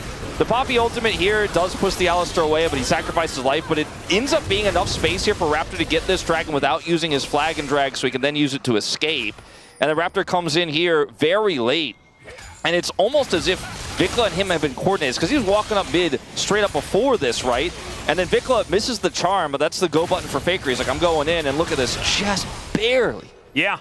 Not enough damage. It's crazy because T1 pinged exactly where Raptor was at that time as well. I think they knew just how narrow that window was. The flash forward from Clear looks to take down Doran and just barely misses it once again. But it's a win flash for flash and sends him home. Sends him home, and he has his Dominus running. He can go over here and take some additional plate money and force Doran to TP. He gets to hold on to his. A huge win here is Clear. Having a really nice performance on this Renekton. Again, like I've said, is probably his best champion this season. They gave it to him earlier. They protected it with an R-ban. It is working a treat. Yeah, and it's not exactly the Rek'Sai matchup that you really want, right? Often Rek'Sai wants to abuse tanks. Renekton is not a tank, and so maybe not necessarily working out for that reason. As Vikla clearing out this wave quite nicely. Look at how tanky this guy is. He's got his Black Cleaver completed already. Clear ready to cut down Doran. And Vikla now freed up in this lane. Might have our first grub of the series. Oh, true. Okay, let's see whether they are actually taking I'm just 3 kidding. minutes. Yeah, Owner is no. I mean, Owner is right next to it, but I just don't think he's going to be taking it. We do have a ping out from Raptor, though. So maybe that means that B&K are going to look to take that down. Man, Diablo is almost insta-clearing waves already on this Sivir. And, I mean, now Jarvan clearing towards topside here. Maybe he gets one, you know? I mean, you're nearby. What do you think, Raptor? He did ping it. He's pinging it. He's going. There's no cross map, really. So T1 going to rotate Pays into the mid lane here. Yeah. Baker's going bottom side, but doesn't have TP, and I think it should just be free grubs here. And Vikla can hold this wave, and then they could swap him to the bottom lane and send the Sivir mid. As B&K once again, it's nothing groundbreaking, but it's solid macro. Well, Diablo is in a little bit of trouble. However, Faker runs out of buttons to press as Vikla, wow, that was a lot of damage out of Pace. Actually threw out the Chains of Corruption to make sure that that Blight was stacked up. Yeah, unfortunately, vision where he can. For T1, not able to get anything huge back, but at least delay some of that swap back for the Sivir into the mid lane, and we'll be able to get plate for Pays. Pays plate goes over, and now the Ahri does go to the bottom lane. Diablo's going to come here mid. Few minions lost, so it's what T1 get a return for the 3 grubs. All right, Doran is going to be feeling a little bit better now that the Titanic Hydra is completed. Clear still will be just fine, culling the Meek over and over there in that lane as Diablo parked in mid, the favorite place of the Sivir. Likes to be there. He's not really clearing them fast. He wants to just kind of deny here a little bit, keep the wave in a safe spot, which does make sense. And we're going to have, in the next minute, that dragon here. B&K could take a 2 Drake lead and deny a very valuable individual Drake here from T1 in that mountain. Be pretty huge for them. Pretty decent for B&K as well, just stats-wise, but for T1 it feels arguably way more valuable. Yep. I think as well, Double Dragon would mean a whole lot in this game especially. Yes, with the Sivir and the scaling elements that we've already discussed with that. So much extra freedom to just farm it out and ignore team fights. This game is a lot less bloody than the last one, but still a lot of action. There's another Dominus as Raptor's going in, but so is Carrier over the other side. But trading places not quite working out. Public execution onto the job, and as the Cataclysm comes down, he tries to get out, but he fails. And it's Owner that takes down his opposition. Kellen's flashing. They know that they have to get out of there, and Diablo has to flash as well, as now Faker has discovered the Poppy.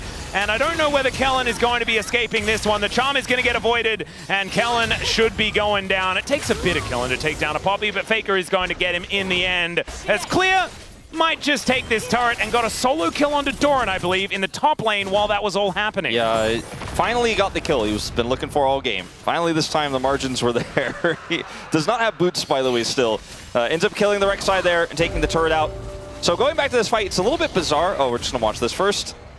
Let's see. Yeah, this was when the Dominus got popped, and I was expecting Doran to just kind of tunnel, but instead he ulted and died, I think. Yeah. I don't think he had a tunnel to use there. And then here, not 100% sure what the game plan was for this one for Raptor, because Pays is here, and Diablo's on the other side of the wall, and is not that high range on the Sivir. And then there was some shenanigans here where Kellen tries to buy time to try to deny Faker. Faker's flash is phenomenal against the charm that Vikla has over the wall here. The reaction is so crisp. Watch this. Yeah, He's just not going to let anything go wrong in this one, and we'll pick up the kill. And so Rift Herald, in the meantime, is going to go over to BNK. That might help alleviate some of the issues, but Faker is problematic here for BNK. 4-1-0 on this Sylas. They've made sure that the money goes his way, and they know, I mean, Faker has won world championships with this champion. He is very, very good at getting the value out of Sylas. Yeah, you know, it turns out the guy who's played the most champions in mid lane over the longest period of time, who has the most experience in League of Legends, can use the ultimates of other champions incredibly well. I'm surprised he doesn't play more Viego mid, because I feel like his skill set would certainly help him there. Yeah, you might be onto something. We'll see whether he does get that. Viego was almost a mid laner. It was for like 2 1 seconds. point. Yeah. Remember Chovy played it fairly recently? Yeah, it was kind of funny. It was that one time, and then I think it got nerfed into Oblivion, or they just realized it wasn't good, and then no one played it anymore. And that made me a bit sad, because it is a fun champion to be available on the Rift. Viego's Q is very difficult to balance around not being in the jungle. I think that's why they have to be very careful, the balance team that is. As a TP is going to come through here for Faker.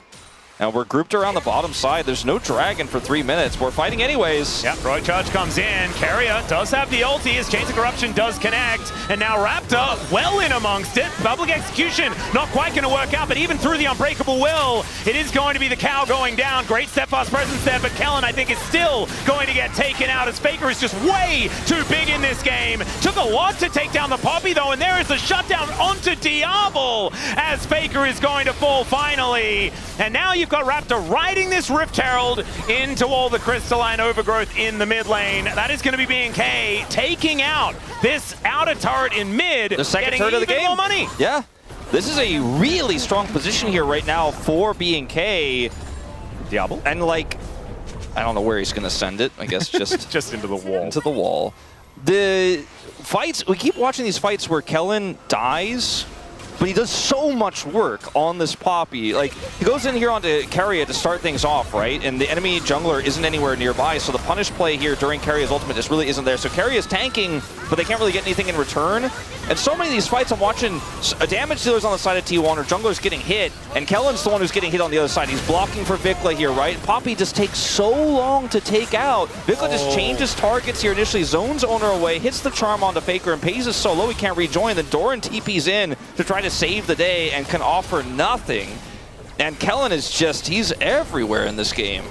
And Faker also missed the Keeper's Verdict that he'd stolen away. Yeah. And so actually kind of a big deal that he needed to invest so much more time to try and kill Kellen. A large reason why it looked like this Poppy survived for way longer than he had any right to. As Vikla clears out this wave. But look at the massive lead for this Crocodile. I mean, Clear is just so large in this game. And the fact that Doran isn't really able to do too much and is soon going to be staring down the barrel of a 2-item Renekton. As soon as Clear turns up into team fights, what is Pays supposed to do? Yeah, you know? Run away and hope that Faker's big enough. And right now, Faker's lead is significantly smaller than it was before. He's the only one with the lead here for T1 anywhere. And I just am starting to worry that this Sivir has gotten too large, too early, and the composition is just so easy to play out from here. And Vicla's having a phenomenal performance on one of his best picks. Yeah, he's looking real good. Faker, though, is the one that's still holding a gold lead for T1. And it's just such an unknown factor. The Silas we saw in the last fight didn't quite work out, but in the next one, it may just hard carry, you know? As Doran is going to get interrupted. It's just a little bit frustrating. I don't think he's going to be going down. But look at this. The Bash brothers have so much health, and these two brawlers are really going to be a struggle for T1 to figure out. We haven't talked about it too much, but Cloud Soul on Sivir. Oh, yeah. And on Ahri. And I on was Renekton. just quietly very happy. And, you know, it's kind of like, it's pretty big. It's obviously very good for Silas and Ambessa and for even the Alistair as well. I mean, Cloud Soul's just really powerful, but if BNK are able to get this and buy additional time for this Sivir comp that they don't even necessarily need, it's pretty huge, but they are not set up to contest, and there's no TP for Vikla.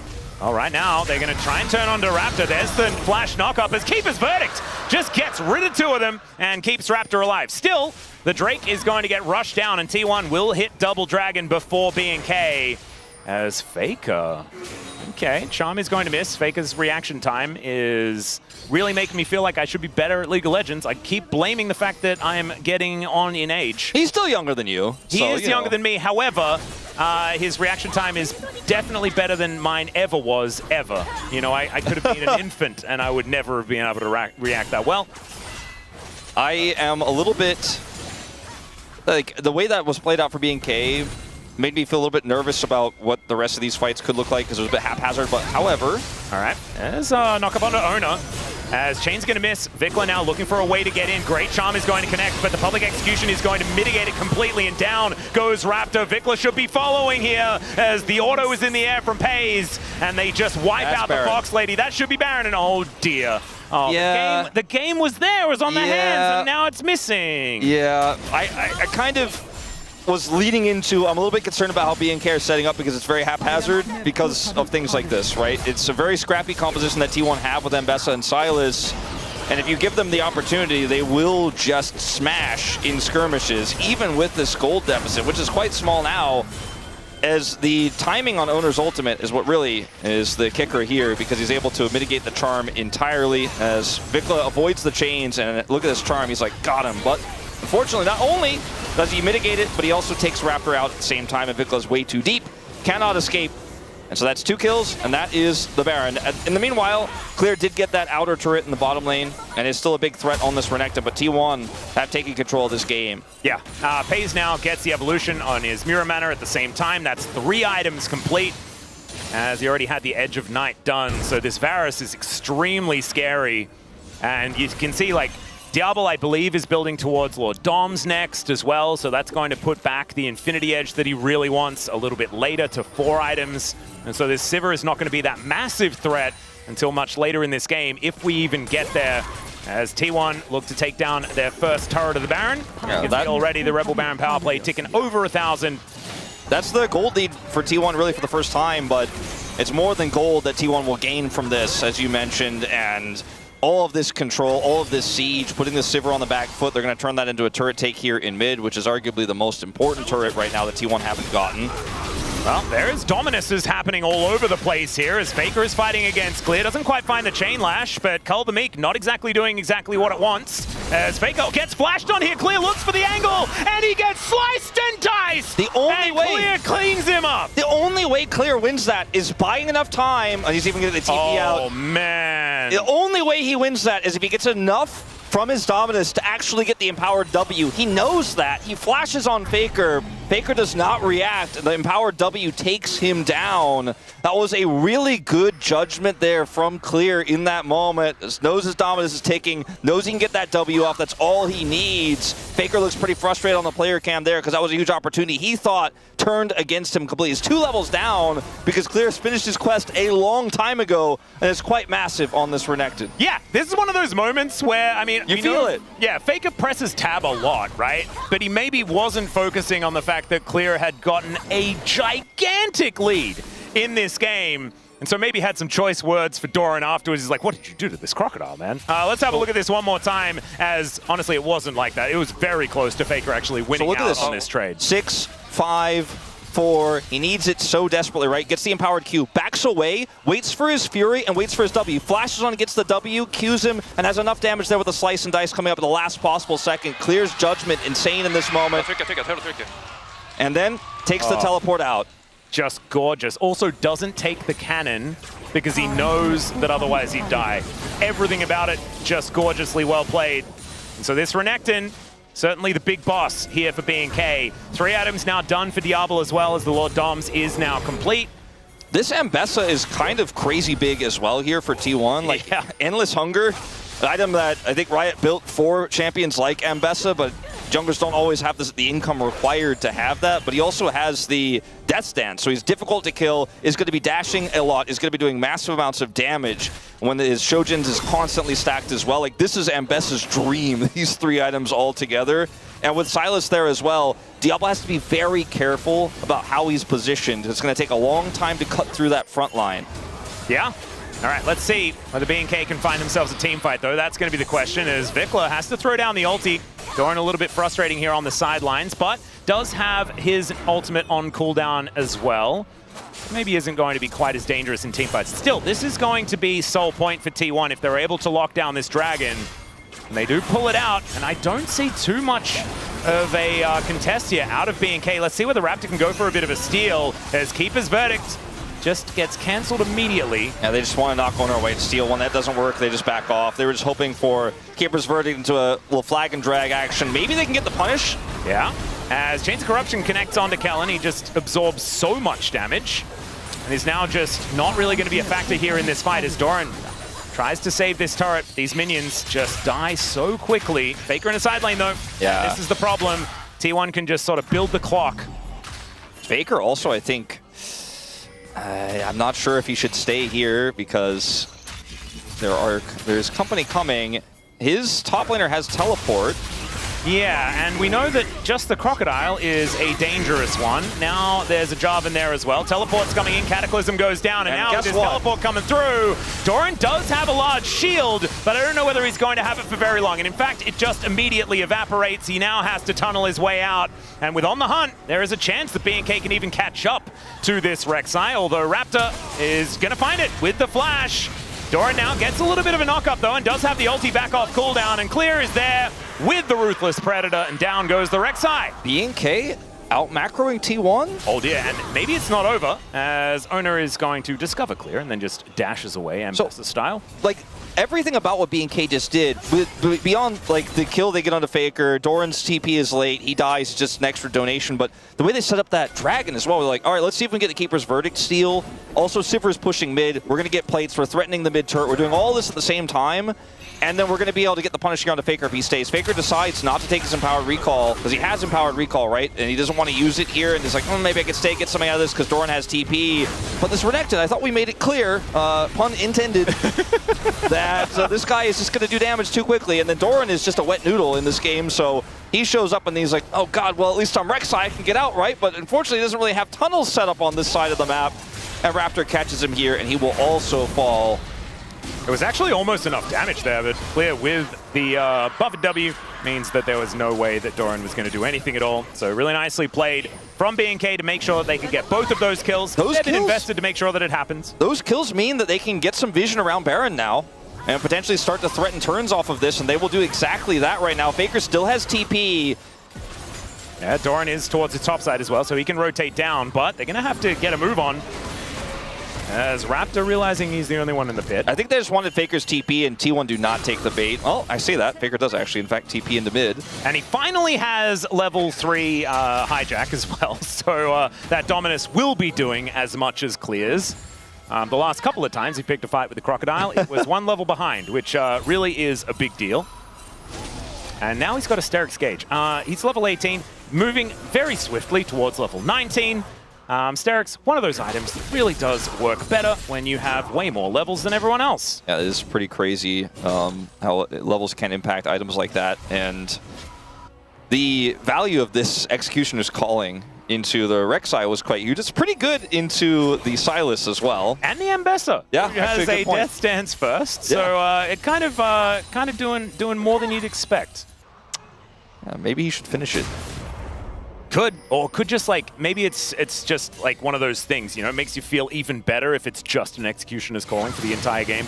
Yeah, I guess, I don't even know if there's a tooltip for the heal denied. Probably not. But oh yeah, like that counts how much healing is like, denied? You'd be like, just putting that in the post game. By the way, look at how much value for gold I got. Yeah, with just this like item. start pinging it over and over again. Heck yeah. But getting a GA would also feel really nice because it's very difficult to kill him, and killing him a second time just sounds kind of out of the question, unless the fight is won despite it. Yep. As we do have the Shadow Flame done for Vikla now.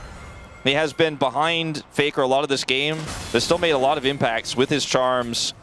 And for the rest of this game, it's really about, can T1 secure Cloud Soul or win a team fight on the Dragon to then get Baron to kind of close this one out. I think that's what T1 need. In terms of gold, it's 1.3k at 30 minutes, not the biggest gold lead. Nothing really to write home about. Yep, and we do actually have those healing reduced numbers. 2,763 health. That's a lot. That's quite a lot. And over 300 regen. Yeah, not too bad. So T1 now set up around this Dragon that is going to be coming up in 25 seconds. BNK finally actually here to fight for it, not wanting T1 to get a free soul. I think that makes a lot of sense. And let's see whether Diablo can actually make himself known here on the map, because so far, a bit of a quiet game for the Sivir this time. This is As really, in game one, he was definitely one of the main characters. It's really tricky for T1 to fight this out because the positioning of Diablo is so good. Look at Owner wrapping around, trying to find an angle onto this AD carry. They need to kill Diablo. That's the only target they want. Ooh, great charm going to connect that onto Owner. Not able to buffer any public executions this time. Look at Clear's positioning as well. He's also threatening on the flank. Yep. And does have the Cloud Rift there as well to make sure that he's real speedy. As Dorian gets the knocker, as he has to slice to get out of the way, but there's the Keeper's Verdict now on cooldown. Gets rid of Doran here in this moment. Public execution comes down. Steric's not quite going to be enough. However, he does slice his way out even through the exhaust. But now, going to have to be teleporting back into this fight, and the Dragon has already been started here by T1. Kellen looking for an angle. Vikla dives in, gets the charm onto Faker, and then gets himself out. Faker steals away his ultimate, though, as now Diablo having to flash, but he'll be taken out as Pace snipes him from the back line. He'll get rid of the Poppy as well, and now Faker's popping off, getting those resets, and finally Clear comes back in, but he's alone. T1's team fighting just too good in the end, and it's only Raptor that lives to tell the tale. And Vikla's gambit of going in there, looking for Faker, absolutely does not pay off. And it's in that moment the rest of T1 get on top of Diablo. And their objective in this fight was to secure Dragon. They didn't need to win the fight. They were trying to zone. The initial setup was really good here for BNK. Kellen also using his Keeper's Verdict very early, and I think he really will regret this choice because he only gets Doran and now can no longer affect the zoning here or really positioning of anybody to try to win the war of attrition to secure Dragon. Dragon's so healthy, BNK aren't looking for a flip anymore, and they get a little bit indecisive here. And Raptor, look at he's hanging out. He wants to try to look for the steal. Then Vikla goes in here, and look at who's now opened up. It's Diablo. Doran gets on top of him. He's showed back up in the fight. The follow-up is easy. And T1 get Cloud Soul and Baron. And I think that is likely enough for them to tie us up 1-1. Yep, that's feeling pretty lights out here for BNK, who just didn't have the same level of cohesion that we'd seen throughout the rest of this series in that team fight. The fact that On The Hunt got zero value because they hear the Sivir get real loud and yelling and stuff like that. T1 then immediately back away. And BNK weren't able to then turn that into something like a Dragon take for themselves or anything like that. T1 just bide their time, come back, take them down. So BNK back to the drawing board here. They still have a scary team fighting composition as it's a great charm to connect onto Faker. It's not looking too consequential at this point in time, and these Spirit Rushes that Faker has been using have been pretty diabolical. Pretty horrifying. Silas speedy. And with Cloud Soul, it's pretty insane. IE's done for Diablo. He's going to have to put it to good work here on this defense. Sivir can buy you so much space against Baron because her wave clear, as you can see on your screen and with your eyes right now, is pretty bonkers. But it's still not going to... Okay, hold up. Diablo, no. Yeah, that's not what you want to see is Diablo. I don't think he's going to be able to spell shield that one as Raptor looks to try and put Faker into the Cataclysm, and it does not work. This is game over, ladies and gentlemen. You cannot have a Sivir step that far forward. As Clear says, yes, in this game I was very fed, but unfortunately if my whole team dies, I cannot do it alone. That's going to be the ace, and T1 just go from winning a team fight to game over in the click of your fingers. Yep, that's all it takes. And poor Diablo, he cleared that wave really hard. He did. But he could not clear the champions. No, and maybe he didn't need to clear the wave quite that hard. It's crazy when you watch the collapse onto him, because AD carries are so strong right now and they do so much damage. Oftentimes, if your team is fully ahead, like if T1 were 4K down and they try to make that play, maybe he just kind of gets collapsed on, kites back, and they all die. But it wasn't that type of scenario, right? You can see in that moment, you're like, can he actually? No, he cannot. But he did a lot of damage. Yeah. And he was the only damage threat, and then they lost the game. But I respect the Diablo in him, looking for the angle. And T1 with a really nice play there on the Dragon.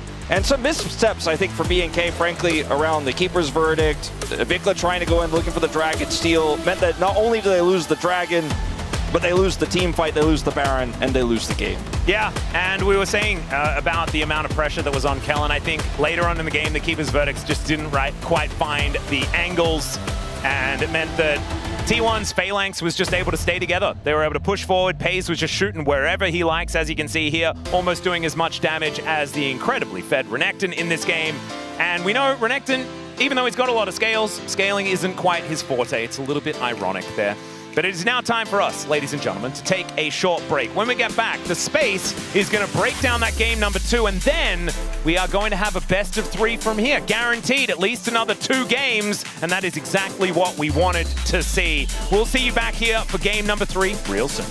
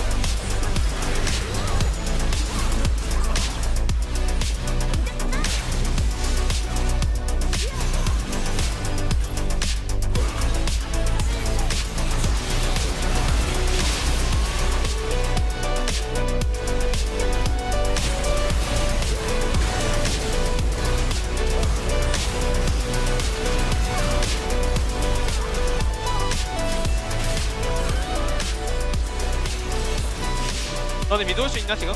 아, 못 가. 우리 못 가게 유지하는 게 나을 것 같아 우리. 오케이. 다음 라인에 그냥 공수만 타면 볼래? 야 나 라인 하나만. 오케이 오케이. 라이브 가자 우리. 가난가?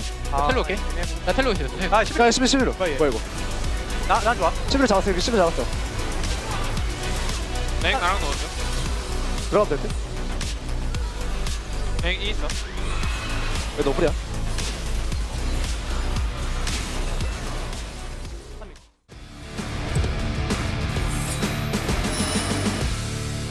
용신 레드포스는 일찌감치 올라와서 좀 기다리고 있는 상황, 그리고 디엔 스포츠는 기세가 한껏 올라와 있는 상황입니다. 과연 어떤 팀이 플레이오프로 올라가게 될지 양 팀의 세 번째 세트 출발합니다. 리신 어디야? 리신 지금 늑대. 탑 이번에 싸움 날만해. 자, 그리고 킹겐의 점화 돌아왔어요. 돌아왔거든요. 점화 걸고 또 너 전멸 없잖아. 그다음에 한방 탑 잡았다. 아 이거 죽었고? 얘 라인 푸시하려나? 푸시할 것 같은데 그냥 걸리면 노플이야 노플. 오케이. 야 탑이다. 나 살짝 흔들어 볼게. 잡았다. 끝. 노플. 와 큐도 많네. 이번에 탑 싸움 나면 그냥 다이브 깎아줄 볼게. 얘 필. 라인 밀 수 있냐? 얘 밀 수 있어. 노플이야 노플. 노플에 점화도 없고 궁도 없어. 야 이거 음파만 맞추면 들어가. 탑인가? 뭐지 얘? 얘 지금 여기 아니면 유충 갔어. 나 가는 중. 깔 수 있냐? 괜찮? 형만 안 죽으면 돼. 나 갔다. 나 빼긴 할게 일단. 음파 못 맞췄네. 나 죽은데 이러면? 나이스. 터졌는데? 우리가 전령삼 지금 좀 전성이 같은데 어때? 야 이거 짜우 아래쪽인데 알리스타 깊게 나오면 보자. 우리가 바로 치던가 전령 나오는데. 얘 쳤다. 봐줄게. 텔 보고 있어 나도. 보인다. 나 마테일 찍을 생각해. 이거 멀어서 여기 나오면 볼게. 먹고 하자. 먹고 해도 안 늦어. 밀자. 다. 이거 싸움 게임만. 알리 서킷 빠졌다. 짜워볼게. 이거 조금 슬리긴 한다. 너 다. 음파 맞췄는데. 날라가. 우리 안에 싸움 볼게. 뺄게 나 뺄게. 바텀 갈게 이대로. 사이언이 바텀 간다. 아지를 보일 아지를 때좀 탑이고. 깊게 나가보자. 세게 들어갈게. 디테일한테 무조건 있어. 디테일 어차피 아지르야. 밑에 보는 거다. 아나 이거 우리 이만 좀 볼게. 야 볼게. 우리. 잘 탔다. 나 펼칠게 이거. 펼칠게 천천히 봐봐. 괜찮아. 앞라인부터 천천히 쳐봐. 앞라인 천천히 아지를 쳐봐. 디테일. 야 천천히. 야 이제. 리신 도구야 리신 도구. 야 일로 와볼래? 맞아. 일로. 아 빼. 내가 이겼어. 못 봤다. 그래. 한타 하면 그냥 기분 좋을 때 우리가. 그냥 맞대면 무조건 이겨. 피하지 마. 이런 살짝 세게 이라인 들어가. 살짝 세게 들어가 보자. 이런 거 탑 2차 하려고 하면 나각 보고 싶긴 해. 탑이차에서. 각 나쁘지 않은데? 이제 높여 이제 높여. 야 이제 보자. 형 선대? 나 리신 잘 해볼게. 선. 천천히 봐 천천히. 커브만 살짝 해줘. 이제 잡았고. 좋다. 나 우리 하나. 야 구엔. 구현 봐 얘들아. 구현 세다. 같이 할게. 구현 봐줘. 나 버려라 이러면. 하비츠까지 가보자. 천천히 잡고 바로 나빨. 아딱할게. 어떻게 됐지 방금? 얘네 그냥 박았는데 좀 커버가 좀 더 애매했다 나와야 우리가. 되는데? 야 우리가 어디 있다. 대치 더 좋지 않냐? 다음 라인 한번 밀고 나가자 이거. 밀어야 돼 이거. 일단 살짝 나가도 돼. 야 이쪽 한번 볼게. 천천히 야 쪼여보자. 이거 짜오 치면서 올게. 짜오 치면서 올게. 짜오 치면서 올게. 짜오 녹음. 짜오 밀렸어. 나 이거 구엔더 농구야. 구엔더 농구. 아 그래 오케이.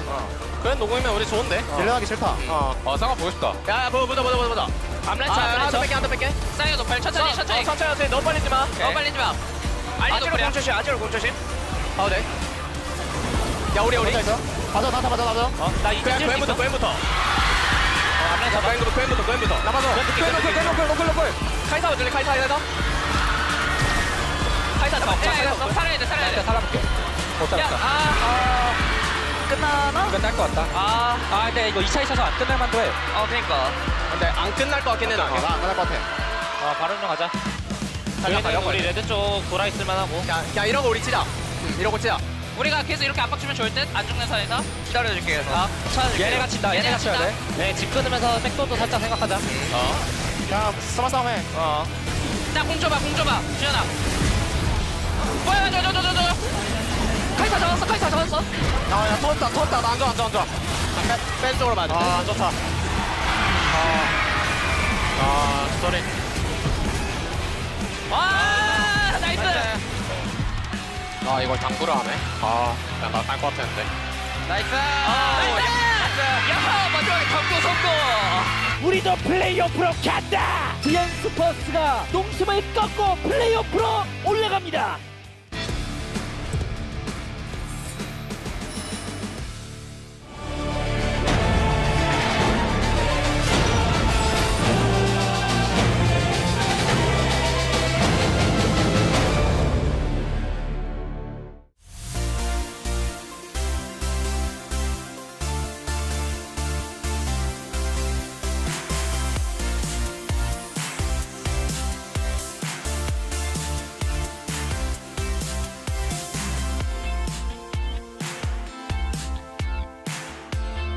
And just with one game, the dream of more kills than minutes is gone, and we're back to measured League of Legends. It's tied up 1-1, T1 and BNK FearX. Digon here alongside Ox and Wadid, and we had the roller coaster. It was all hands, no brains. This one, a little bit more calm, a little bit more familiar. We all knew it. Yeah. It's always T1 Yeah. after them having a break for a week and like, let's just do little of warm up, and they're just back on the track right now. Yeah, seems a little bit more calm and collected. A little bit more measured, I think, and some sharp team fighting, good target selection.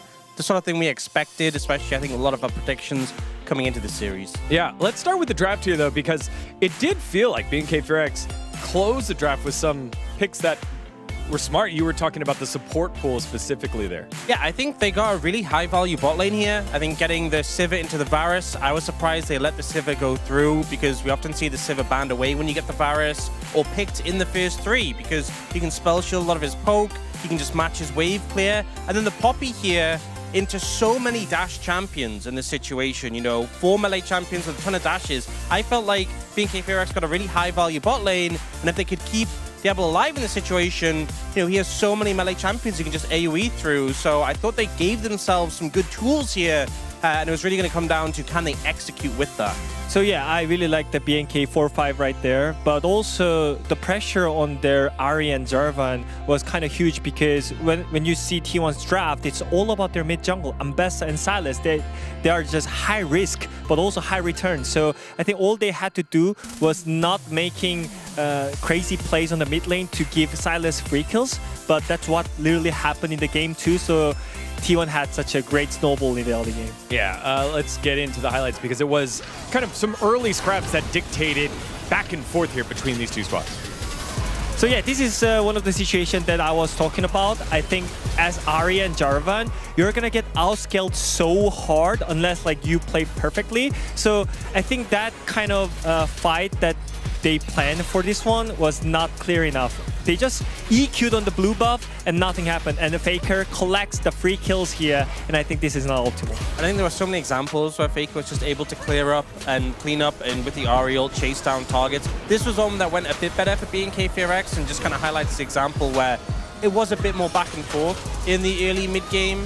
This one had a great charm coming out from Vikla that managed to lock down Faker. So they did actually manage to take him down, but he was still getting a lot of kills overall in the early mid game. Oh yeah, I mean, I think this kind of trade, I would be really happy if I'm on Silas Ambessa side because you don't want to kind of like stabilize the game against Sivir, you know? You just want to fight like 24/7 to make it really messy fights. So I feel like that's what T1 really wanted to do in this game too. And also, the identity of BNK FearX and Diablo, they really like to scrap. They really like to be proactive, both good and bad, and that's kind of what happens here in our second highlight where they started going fishing a little bit around the red buff. I mean, this one's crazy because at this point, the Ambessa has Death Stand Spear Sojin, so you're tanky, and this is a support Poppy and a Jarvan. Both AD, you're not killing the Ambessa in time. Your Sivir's not there, Vikla and Ari's not there in time. The follow-up wasn't there, and it was just like so ambitious. I mean, look where Diablo is right now. He's just on the mid lane. And you didn't see him. Clearing the way. You didn't see him on the screen. We couldn't see him on the screen. He wasn't there. Like, what is happening? You know, it's all about the Sivir, like him having a mid pressure into vision control, into control the zone for the Nasher. Everything is so simple. And also, even if Sivir was there, that tight choke with like people able to dash over the walls, like the Silas, terrible place to fight. Even if Sivir was there, that is not where you want to fight. So just everything about that was wrong. And it just gave T1 a really easy spot to get a couple of picks into Baron and a free pass to have control of the game. Yeah, when I think about teams that kind of had those coordination issues with their aggression, D plus Kia comes to mind in their earlier series in the playoffs. And now BNK a little bit cooking too much, but they still were able to stabilize a little bit and try to find a final fight here at the Drake's Hold. So I think there's two big things here. Firstly, it's T1 having a great read on this because Clear's playing on the flank, and this Renekton is really strong and a major threat. They burn his ult, they chunk him out, and even though they don't manage to take him down and they commit a lot of tools, they force him away. So now ult down, flash down, he has to recall and try and teleport back in. And that was great from T1, but BNK FearX, they don't wait for the Renekton to recall, they engage without him. So it's a 4v5, Renekton not there, and T1 pounce on the Sivir and immediately take out Diablo. I think Vikla was looking for the angle on Honor because he was half HP, but Faker blocked the combination from there's Ari the right Renekton. Oh yeah, I mean, again, like every single time whenever they have the fight, it's winnable, but they're just not coordinated. So like they have to just set it up and go for the front back, and it's gonna be a lot better. But somehow, like after the game one, after that some insane gameplay, they were not be able to have a clean game again. And I think Faker, he's the one consistent player from T1, making this game so easier for them. And right now, Vikla, you gotta challenge him. You gotta do something against him. Well, the good thing that bodes for BNK FearX is all of our highlights were on them being proactive.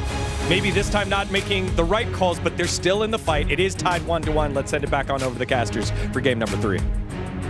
Thank you very much, gentlemen, for that breakdown of game number 2. Here we are for a best of 3 that is beginning to unfold between us, and we do have a side switch. as first pick will now go over to BNK FearX, and T1 will jump on over to the blue side. So we'll see how things develop now with first pick on the cards for BNK. My big thing here for what I'm most worried about for BNK for the rest of this series is they're not going to get their hands on Vi.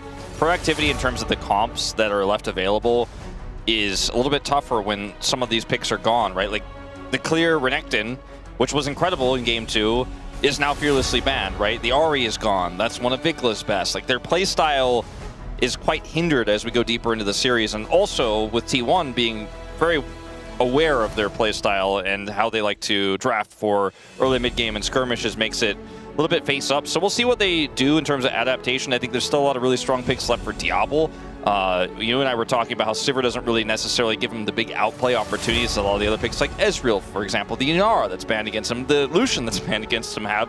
Yep. And he is eating T1's bans, at least here, now on blue side. Or on first pick.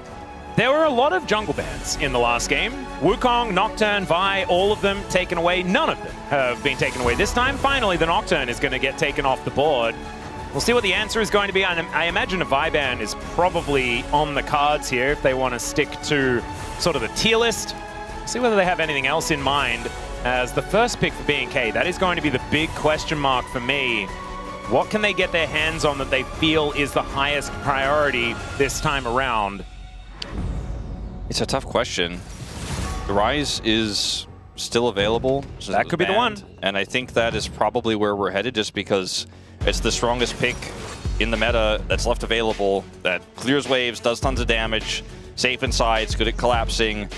It does so many things that it's kind of required.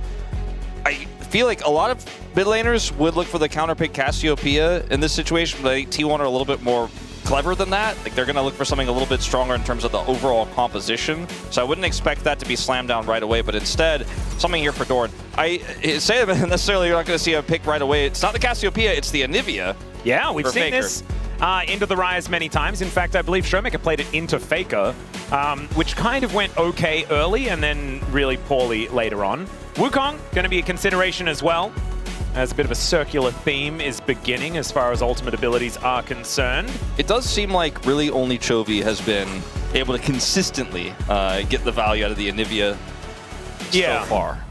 Kind of making it look pretty broken on his side.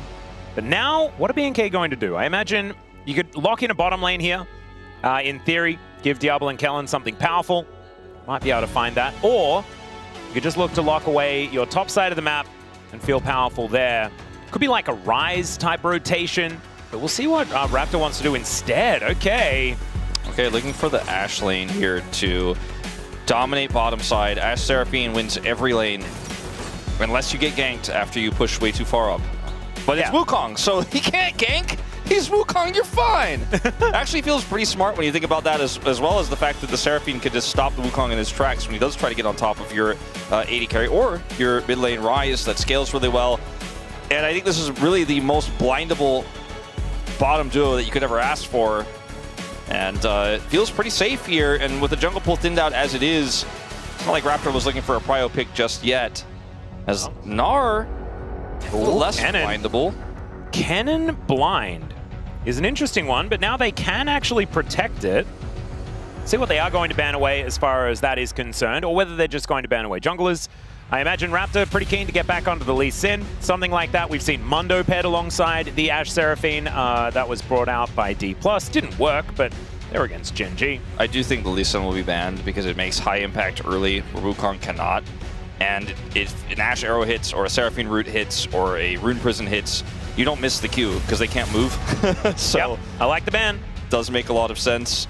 Very impactful pick. I think they expected this. I do think there's real legs and a potential Sejuani pick here for Raptor as well, even though it's not really his preferred play style because of the Ashe and the Seraphine here. It does feel incredibly easy to set up and to even shut down a Kennen, for example, if you can ult him when he's trying to set up for his flanks. Yep. I do think it's kind of difficult to go for a Sejuani just because you're likely to pick ranged into the top lane.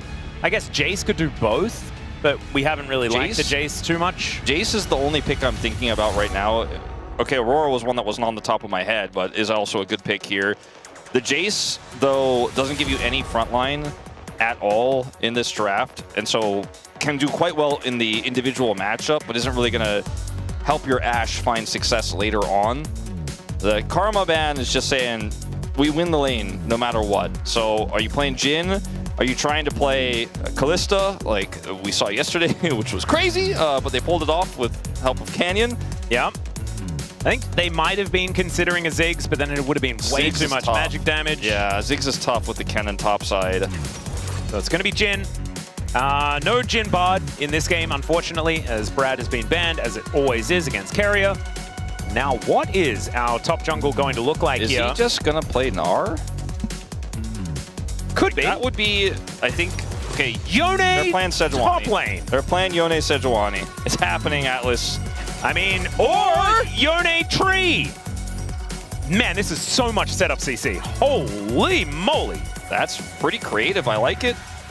Yeah, and out of the Yone's a box. lot of damage as well. So Yone Ashe for the physical damage, as well as then you've got Maokai and Ryze doing a fair bit of magic. Does mean that the mid jungle for BNK is a little bit suspect. There is not one single pick that Carrier wants to play in this game. Well, Janna, he's gonna have to play something. Rakan is the choice. Feels good here, but Rakan feels good to follow up on Cyclone in the lane. That is to say, like nothing. The problem is play in the there's lane. then a Maokai in the game. Yeah, So then you just get twistedly advanced. he is going to have to find some crazy angles, which also means that they're probably going to have map control, which means they're going to have vision, which means that this... Oh, it's a top lane Ryze. I actually kind of love this. Yeah. I do feel like Vikla is going to have a very rough time, but this does mean that that mid-jungle situation looks a whole lot better. And now this makes more sense to me. Yeah, also because Vikla's going to be able to play the Yone into the Anivia, it's pretty easy for Yone to kind of avoid Anivia's harass and the wall and stuff like that with his Unbind. Does make some sense, and with some jungle attention, actually can punish the Anivia incredibly well. I do wonder about Clear's experience on this pick, though, right? We see Ryze played almost exclusively by Keen in the top lane. Yep. And we've seen it for other players like Khan in the past. Some retired players have definitely played it in the past, but Mastery is going to have to be high here to pull this off, because you can't... Yes, you will probably win the lane and do fine up there, mitigate that lane pretty well, even if you don't have Mastery, but it's about team fights later on that I'm more concerned about. You really need to be able to pump out that damage. Yeah, I'm looking forward to seeing what is going to be put forward here, because it's a very cool draft. Whether it works is a completely different question. Let's get on to the Rift here for game number 3.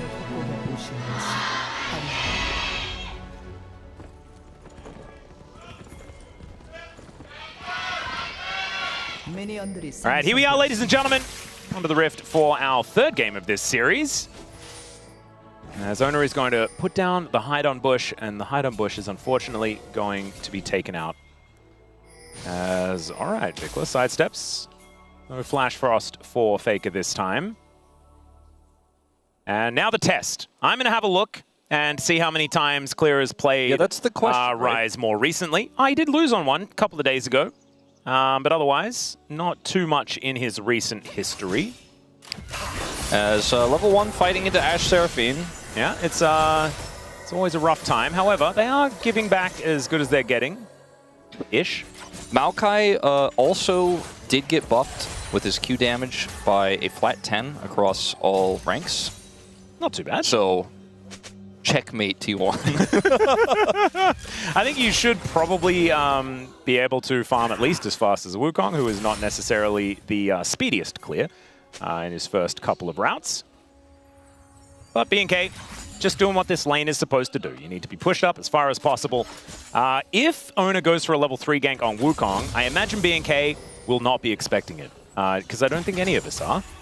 He is clearing towards his top side, though, so isn't too worried about it. And they hawkshot. They have hawkshot, so I guess they'll just never have to worry. Vikla is... Yeah, It's tough how for he the first started few levels. in game 1, and they won that game. So maybe this is exactly where Vikla wants to be. Tough when you don't have all your buttons. Does finally unbind the soul. Gets the knock up onto Faker there, so a bit of extra damage back. Nicely done.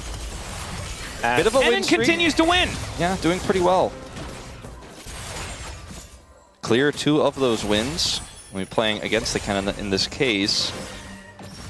Yeah, this is... I don't like watching this, but it is what we have to do, because this is what B&K's bread and butter in this draft is just to win the lane, get the prio, God. get the control. And Maokai dive would be quite difficult to pull off, but they have done a lot of damage. And he does have the ability to go untargetable, so juggling of turret aggro could be a thing. But we'll just see. We do have now Pays going back home. Was looking a little worse for wear. 9-21 in the CS margins. Man, this is a rough time. And of course, they picked the Rakan alongside this Jhin. Like, it was always going to be difficult. The ban on the Karma, I think, was a bit of a masterstroke to make sure that T1 couldn't actually stand toe-to-toe. As Doran hasn't teleported yet, so he's able to use his health bar here quite nicely. As Faker finds a great stun. Ona's coming in. Vikler is taking the right direction out. But let's see, as Raptor is going to move on over, the kitty cats are getting mad, and Faker has a few minions that are angry at him. So it looks like the Yone is going to be okay, and Raptor in his pajamas, just going to look for the monkey. Yeah, I don't think Faker should back there. Oh, it didn't take the extra damage there, Wolf. Clean. No extra 10 for Ona. As flash forward! Gets him into the egg, and out goes Vikler. Unbinds that soul as there's the arcane smash. Ona gonna have to put up that decoy, and now Faker eggless. Egg for Flash? A little in danger. Definitely can be worth it, I think, for the Yone that's going to become a bigger problem once he starts to get some items and obviously gets his ultimate. So, well played by Vikla. I think calling worth, especially because Yone doesn't really use his flash defensively in a matchup like this almost at all unless he makes a mistake. So it was very good for him. Didn't have to flash when the gank came through. Actually played it very slowly, played through Raptor, so held his flash and was able to use it aggressively there on the return. And Raptor will even get this camp. Yep, stealing away the Raptors. That sounds like something he wants to do, as Diablo looking a little worse for wear here in this lane. Does still have his barrier up and available as Pays almost with that cleanse back. Yeah, it's a boots advantage for Pays. That's really all he has with that back he got earlier. So, yeah, nice little knock up here as Kellen in a little bit of trouble. Does have to flash to get himself out of the way as somehow that beat drop does nothing at all. Meanwhile, Ona is going to discover Raptor here in his jungle. The bird is moving down though. And Arcane Smash, there's that extra 10 damage, baby. There you go. And I think he's dead. He's going to look for it. There's a twisted advance and the Arcane Smash! It's called Bramble Smash now, ladies and gentlemen. It hasn't been Arcane Smash for a very long time, as now Faker is looking to try and get that kill back. Oh, Raptor gets the level up! And he's able to stay alive. Look at that. Cool, calm, and collected in the PJs. And just strolls his way out. This is just such a performance out of BNK today. Everyone is firing on all cylinders. Honestly, like everyone on the Rift today. Like this is just, it's just some pretty high-level League of Legends. And I'm really enjoying it. I want to say, like for T1, they came in as the favorites. We expect them to be on all cylinders, right? We expect this undefeated team to come in here and pop off and do well. And even the Korean analysts who were saying BNK greater than D+ and stuff like that weren't expecting them to take. Most of them take wins here. I mean, I said the same thing on the POG State. And I predicted T1 3-0. And now we're here watching Raptor go for these crazy plays. Has the ward as well, which is super helpful here. Gets on top of him with the flash and takes him out before Faker can impact the play.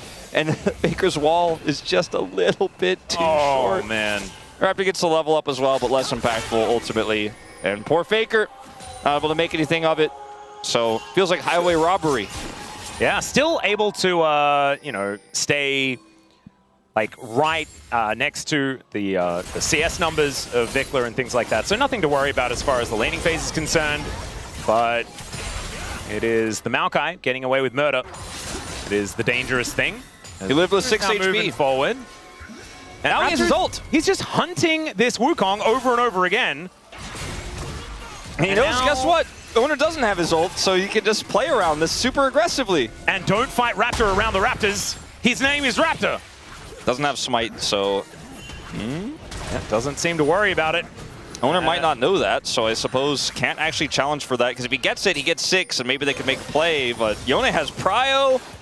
Atlas, this is a bit of a strong start here with the Prio in these lanes. The Rise is winning too. Oh, okay, there's the ulti from Vikler, finds Faker here, and that's the solo bolo for Vikler, and he walks his way out. And in the meantime, the smite is going to go over to Ona. He does finally find level 6 as Twisted advances onto a clone. But BNK, man, they took that last game personally.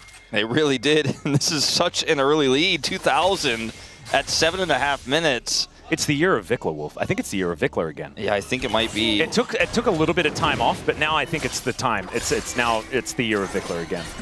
And Clear, we haven't He missed a whole lot of minions. Maybe it's not the year of Vikla anymore. Whatever, he gets the champion. That's the one that you want. We haven't looked at the top lane matchup, but Clear has generated the advantage that you want to see with that swap of the Rise into the top lane. And for Vikla as a player, it's always the aggressive picks you're excited about, right? It's the Yones, the Akalis, the Aris, right? He got the flash to get the egg earlier, and now he knows no egg. Yep, and he already called it as well. Gets the knock-up, gets that perfect setup, and just knows. As meanwhile, we've got Clear in a bit of trouble here towards the top side of the map. Flashed, but that is not going to get him out of dodge. As now, the return on the bottom side, as there is the Nature's Grasp. The encore comes through, good flash from Pays, goes right over the top, but the beat has been dropped. Still, Pays survives with 100 health. The arrow going to connect the splash damage, not enough, and Carrier blocks the volley. And the curtains are now getting called. Flash out there from Diablo as Raptor gets the interrupt. And Diablo, can you actually get any of the kills here as BNK looks to try and turn this around? If at first you don't succeed, try again. And there are no teleports to try and get under here. There's the high note, and that's the double kill for Kellen. Raptor doesn't pick up aggro, he doesn't touch him, and he gets away. And more than the kills going over the Seraphine is you've taken the bottom duel off of the map here, and further farm is denied. Hayes also down both summoners, but his flash was incredible. We're going to go all the way back to this play here where Clear is just a little bit too far up in the lane, but this means that they could just press the go button on the bottom side. Clear played it about as well as he could have there. And then here, it's the first ultimate for Raptor of the game, and look at how this is played by T1. Carrier blocks, Pays, flashes. I mean, that is really hard. Cleanses the Nature's Grasp and then flashes the encore. It doesn't get much better than that. And then the arrow is blocked by Carrier. And Pays is like, okay, surely they can't. Surely they can't. And then he gets up, cancels ult, so he doesn't get hit by the sapling. Yeah, exactly. The little cat was chasing him. That could almost have been enough because Raptor has gone damage for the first item. Exactly. And then Raptor is coming in here to try to take the turret, or to take the aggro. It's not even necessary. It's a double for Kellen. Yeah, Diablo was able to take that first turret shot. They got the reset, so it's not doing that massive amount of ramp damage. As now Clear and Doran continuing to fight. Slicing Maelstrom comes in here as Clear looking to escape and is going to be able to do so with that Realm Warp. As Doran still looks for it, he just finds the solo! Oh, that was a mistake there from the Rise. Meanwhile, we've got another team fight happening as the Nature is grasping one more time. And Vikla, just barely out of range. And Vikla does take a lot of damage back here from Faker, who finds that combo. Flash Frost does go wide. As we're going again. Oh dear. They are in the fog of war. And Raptor does not have his ultimate, so I think he should be able to get this recall off. Although Diablo could snipe him. Too slow. Yeah, Kellen misses as well. Also, I mean, his miss, he's just slow. Needed a little bit more BPM. Yeah, the problem in the top lane is, can they redive this onto Carrier? He has Ghost. Well, he is going to press that button. Look to make his way out. Raptor is just going to look to try and guarantee himself a extra plate here. That should be going down. BNK doing exactly what this bottom lane wants to do. Continue shoving. Clear. That's a 30 CS gap. Clear did just die twice. This is probably going to be a third time. And getting money for Pays could be a good thing, as Doran misses all of that farm. I think Doran didn't sell this very well. I think Clear is pretty aware something's going on, and obviously Pays doesn't come back for a while. This does not feel good for T1. They need to make something happen here, because they're going to lose their bottom turrets. They need a cross map. There's the TP from Carrier. They are going to go for the dive. Yeah, well, Clear doesn't have any minions to worry about, but the curtains have been called, and the rest of T1 are here. Let's see whether the DDR is going to work. Arrow coming. As the slow comes on through, yes, the arrow is going to ascend. That does connect onto Carrier. Fair bit of damage back, but Pays is still able to lock that one down. And yeah, that is just a little bit of an overloading of the top side of the map there for T1. And Diablo, in the meantime, just takes that first turret off the map. And it is still a 3,000 gold advantage for BNK. This was a massive win for BNK. That was just desperation from T1 to try to get Pays something. Pays is just like, I give up trying to play the game on the bottom side of the map. I'm going to go top side there. They get clear, but it takes so much to do it. And look at how long it's going to take them to take this turret down as well. Man, this is kind of absurd. It's, what, a 40 CS lead here for Diablo? And he's now got 3 daggers. He's full build. My goodness. Kraken Slayer done though. That's obviously the main thing. So this Ashe is very frightening. Ulti comes through here from Vikla, looking to try and grab another egg out of Faker. Gets the knock up from the Q as Raptor's moving over. Not in range of the Twisted Advanced. But the Kitty Cat gets a little bit angry. This is not a comfortable position for Faker, despite having his passive. This looks like it might just be enough to get the prio to guarantee the dragon. They're going to even take more vision away here in the jungle. Pretty high value soul as well, as it's Ocean and Chemtech, our first 2. As out goes Vikla. Doran is pretty scary. Slicing Maelstrom comes through, but the rest of BNK are making their way over. That's a solo. And so BNK not going to be able to do too much of anything at all without Vikla on the map. Man, Doran is kind of taking names. Doran's kind of like, are we sure we lost game 1 to these guys? They keep kind of coming near me and I press R and they die. I'm not really doing anything skillful. I'm killing them. And Doran's just the punish guy today as we're going to see a fight. Yeah, they're going to look for the angle here as the Encore does come on down. That is going to interrupt the engage, but Owner is already dead. Diablo gets so much of his health back with that surround sound and a huge shield from his barrier as well. That's clear, locking down the kill onto Carrier. The flash from Faker really wanting to take down Diablo. But the Ashe is looking to try and kite. The beat drops, and he's down to the egg once again. Diablo stands strong, and BNK find another team fight. Find you a support who watches Diablo like Kellen does. Absolutely. Hey, this guy has Echoes of Helia online here, and he's going to pick up a bunch of extra gold. He got the double kill early on in the game. He's looking for that 2-item spike on this Seraphine quite early. Vikla is just greedy here, but this is impactful because Doran uses his ultimate to get the solo, so doesn't have it for the follow-up fight here. And I think if he did, this could have looked a little bit different. Obviously, Yone would have been involved as well, and it would have been both sides having extra tools. But look at this. Turn comes through. Immediate stun as well, as the arrow was just straight away from Diablo. And then the shield comes through, and there's no one who can get on top of him. Hayes cannot get in range because everyone is protecting the President, and the President is Diablo. And Faker flashes for the chase here, and then Kellen gets him rooted up. Diablo kites it out, the egg comes through as Vikla shows back up, and Diablo even picks up the kill. Oh man, look at his health bar. Goes down to 200, then gets the barrier and the surround sound from this Seraphine. I didn't even quite realize that he just barely got over the wall as well. He knows the range. He's begging, asking for help for Kellen. Kellen throws up. I want to watch Kellen's first-person view on this one as well. But man, if he gets hit by that wall as well, he's doomed. He gets just barely out of range. Insane. Really nicely played. And now this outer turret in a bit of trouble as he procs the Q, and Diablo should be able to grab it. There it is. I think we don't have a lot of game on our hands in this one. Yeah, the game has drifted over to the other side as now Vikla is trying to get a little bit back here as Doran, another ulti comes on through. This time Vikla out of range as he rebinds, but Owner is going to move on over. Let's see whether Vikla can at least kill the minion wave before he does go down. BNK, I think it's Doran's birthday. Yeah, I think so. That is going to be Vikla going down. Doran's like, what are they doing? I'm getting confused. I mean, he's been like 100% kill contribution top laner is not what I had on my bingo card. As they are going to get this this Herald BNK on the other side of the map, so it's not a huge win for T1, but Doran is quite large. Has TP, but obviously no ultimate, and there's no fight here in this one, so it is going to be a big objective going over. The mid turret is already gone, though, so this feels more like a denial for BNK more than a huge win. They can use it to secure top turret or get Dragon Prio later on. Doran himself is going to get some additional plate gold here, but I think a Kennen alone does not maketh the win for T1. There is no exhaust, so that's something. It means that this Slicing Maelstrom will get value. But the problem is there are quite a few ways to keep the Kennen at bay. Doran going to be relying on Flash Dash Cannon to get in there, get that ulti in the right position. And we'll see whether BNK can play around it effectively. Storm Surge is finally done here for Pays, but Diablo is so close to item number 2, which is a little bit ridiculous. And probably has enough money for it now, but is instead intent on farming close to a 60 CS gap. 55 right now on the cards. As there is Fan Dancer done, and a Crit Cloak as well.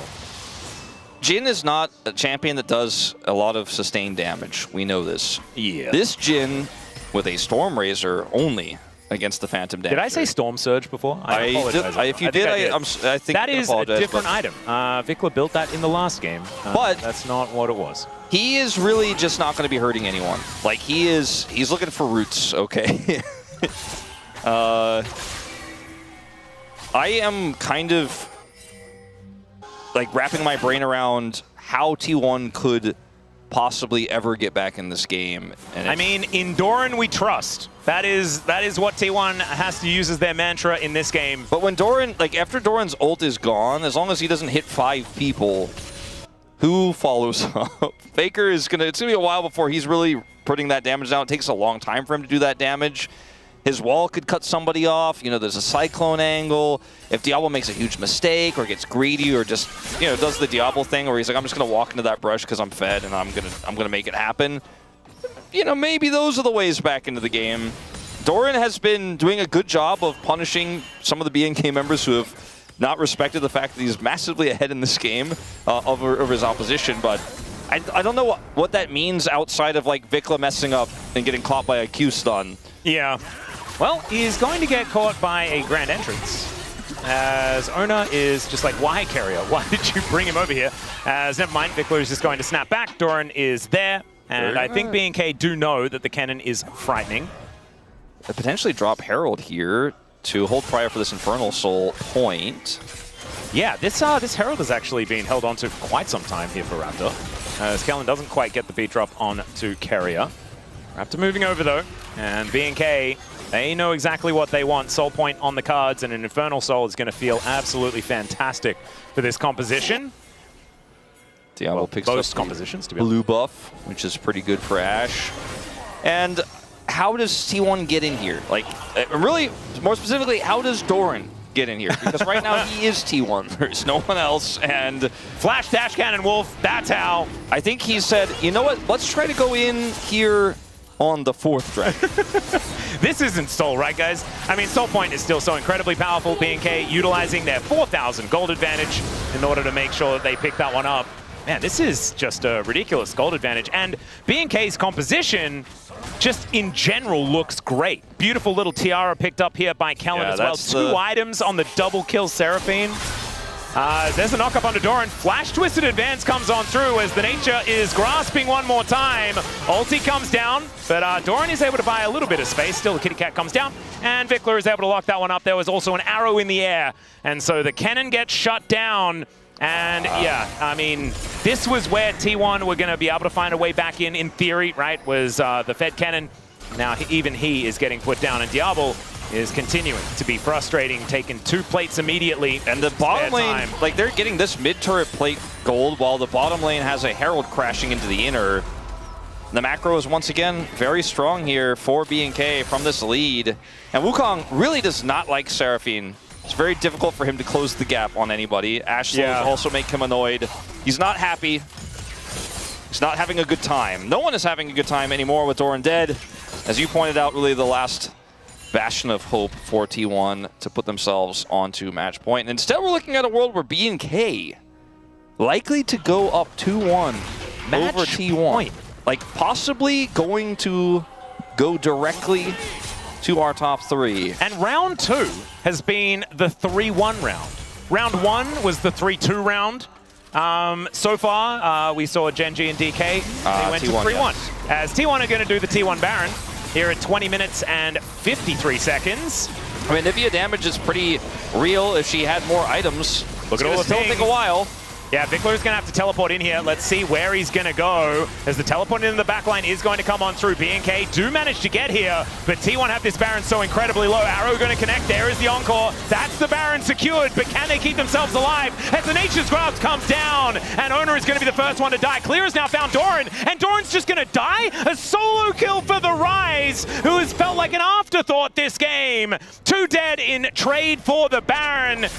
We've seen that not work out for the Baron up team, and especially when BNK have so much control over these lanes. Yeah, and now there's no jungler to punish the push here for BNK. They're going to have to hope their Baron buff minions can defend here. This turret is not long for this world, as they don't have the wave anymore, so it will take a little bit longer, I suppose, as that top turret is also just going to go down to BNK as this Baron buff withers away. I think it was a good call from T1, and they had Doran on the flank to try to mitigate any sort of team fight. Raptor looking to engage Cone his way in, as Carrier in a bit of trouble, has to flash to get himself out of the way. Faker slowed down by the volley as Diablo's in the front line. Does get hit by that crit, but it is going to be Raptor now that's in a little bit of trouble. Look at that health bar, though. It's gigantic, and in goes Vikla, finding the ulti angle, and they just eviscerate Carrier and get themselves out. And Clear isn't even here. He is going to show up here on the flank now. But they're essentially doing this fight without him, and now Owner thinks he can get his buff. And maybe Dagon was right this whole time. Maybe Raptor is just the greatest jungler ever. As Vikla is down very, very low. There's a slicing Maelstrom, but there's no follow-up onto Doran. And now the curtains are being called. Faker in a bit of trouble as Clear does have his Seraphs, and so the shield is going to help him. And so we don't misquote Dagon. Dagon said he was top 3. If he wins this series, you know, he will be. I was being a little facetious, you know, as now Faker is going to look for Diablo. He has the barrier, and down he goes to the egg. Pays is dead as well as the Q snipes him down. And there goes the Anivia. Carrier cannot do anything. He's dead. It's a double for Diablo. And B&K, I think, are just going to march down this bottom lane and look to put an end to game number 3. This was a very, very creative draft that I wasn't sure if we could trust, because it's just kind of unexplored territory, but they made it look absolutely broken. The coordination was great. And with the Red Bull Baron power play, it looks like T1 is sponsoring Red Bull after all of that money, as finally Raptor does go down. This inhibitor turret is going to go as well. A 5,000 negative Red Bull Baron power play. That is a large one, as now Vikla could be getting flanked. Carrier looking to make his way in, but Doran, I don't think he's going to be able to get the follow-up. As let's just see. Yeah, he's just going to take a merry jaunt to get himself out. The ulti is going to be used. It's like if you, before it's if you like, you know, T1, maybe you should drink Red Bull. Now it's like if you like Red Bull, maybe you should like T1. I don't know if that really came off the right way, but it is very funny what you said. I wanted to make sure that people knew that you made a funny joke, and then I ruined it. Thanks, Wolf. No, I appreciate it. And ruining jokes that's my shtick, so I really appreciate. I mean, Dragon for T1, maybe? Maybe? Yeah? Could be the angle, and of course, B&K, they can give away as many dragons as they would like, because of course, they've taken the first 3 all for themselves. Vikla looking for a few Qs, does miss most of them. Good footwork there from Faker. Faker's like, oh, thank God it's over. And then, well, I thought we were going to see the arrow over the wall. We did not. It is over. In fact, for Faker, it clears that wave. Yep. They get an Infernal Dragon, so that's a lot of stats across the team. Oh, and speaking of stats, Wolf, I have a fun stat. Go ahead. That might put some game back onto your hands. Okay, I'm ready. How many teams have come back from a 14,000 gold lead this season in the LCK Cup? Just one team, actually. Which team was that? It was T1. Aha! Not to be confused with SK Telecom, of course, the previous team. That was the previous team. It was under the T1 banner after the rebranding. Got it. Okay, good. This year, in this season, against KT Rolster, they're Telecom rivals. Got it. So there is still hope, T1 fans. However, it is looking a little dire, and Diablo is doing a lot of damage here this game. Has his first 3 items fully completed. It looks like a more of Malmortius on the way. Last time Pays was on the Aphelios. He's on Jhin this time. Oh. You know what? I'm putting that in the cons column. He does have a rapid fire cannon and a, yeah. It's just not really looking. Last time Owner was on Mundo. He's on Wukong this time.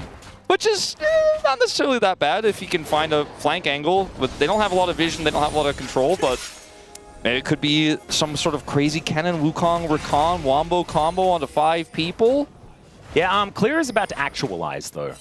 He did just complete it, and the Rise has been basically a non-factor this entire game, but is all of a sudden incredibly terrifying. Actually has a gold lead against Doran, who was the most powerful member of his team.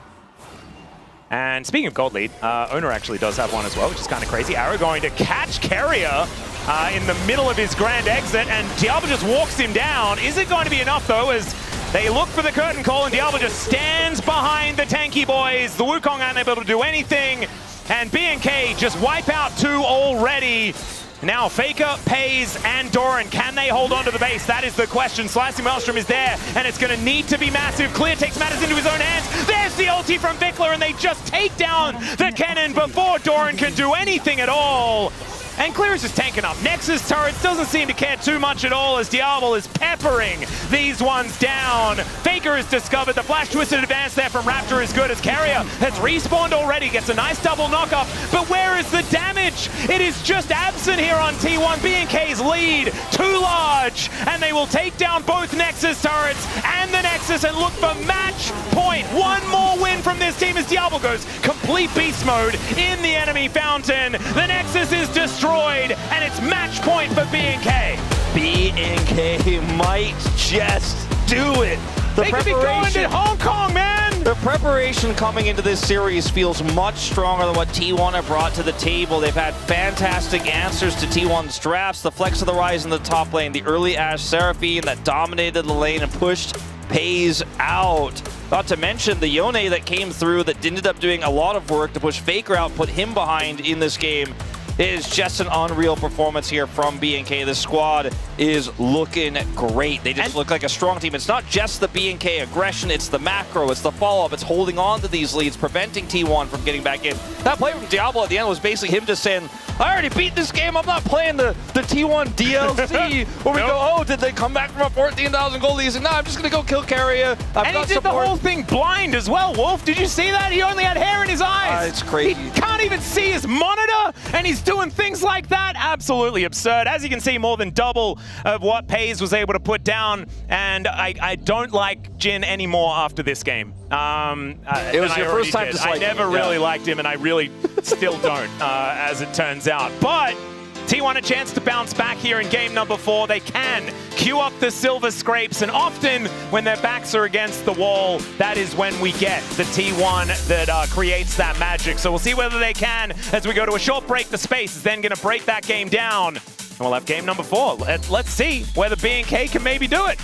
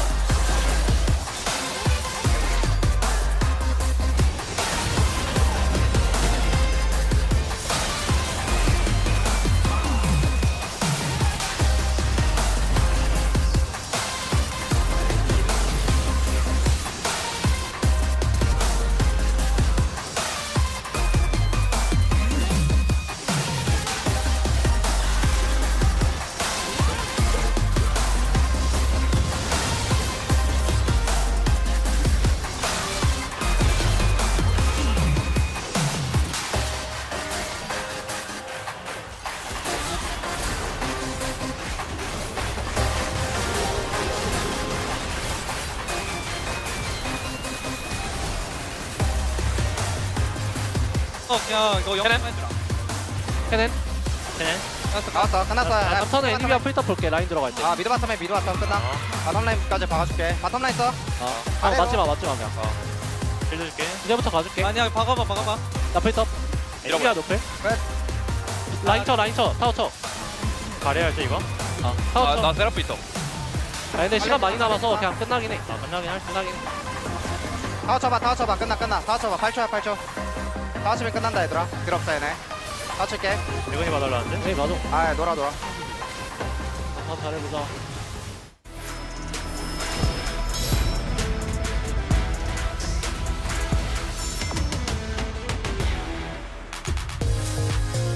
But Tatum's not even hitting the Baron yet.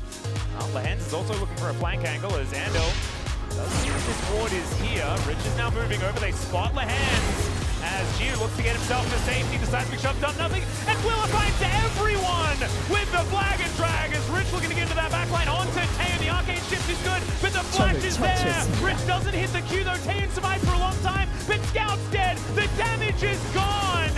And Nongshim just invited DRX to the Baron pit. 야 나이스. 아 딱딱이 형이야. 아 딱딱이 형 지리는데. 아니 그 상태 지리는데? We're just gonna start it. They say we cannot wait. We have to make something happen. They're looking. Oh, the kick! It's gonna get onto Taeyeon as well, and he's dead! Milsik finds the angle! both parries out of this game. Ducks on full health, red buff, full build, and this game is over. BFX will win it 2-1. Kills because now they have some extra time. Gideon doesn't find the Vault Breaker, but there's the Weaver's Wall. Willa will be able to get away from that. Does have to use the flash, though, in order to avoid it. As now we've got the quickness coming in. They want to take down Gideon. Then he flashes away. Grand Entrance is fantastic. The knock-up with the Flag and Dragon. TRX team fighting looking so good. As the Feather Storm tries to keep Gio alive. And there is the Feather recall. Teddy tries to go ballistic, and he does so. Picks up the double front. Just doesn't take down Rich as he manages to be immune. And Teddy just missed the shot for Jarvan. Vision now down on the Drake. Big flanking teleport angle though for Dudu. If he can get in here, that is going to be close, denying the soul. And now Dudu's possibly finding the triple knock-up. Gigantic here, but he's taken out. Yoshik's going to go down, and the Magnet Storm collects them all. Ducked on to pick up a double as Peter will get knocked into the sky, but the fight is already over. 2 on the floor here for Kate. Rondo to miss that hook, and now they're going to continue on the trade. We have TP coming in from UCal. Showmaker is already here. The flash by Asma just secures the kill onto Andil. He couldn't flash away from the grounding.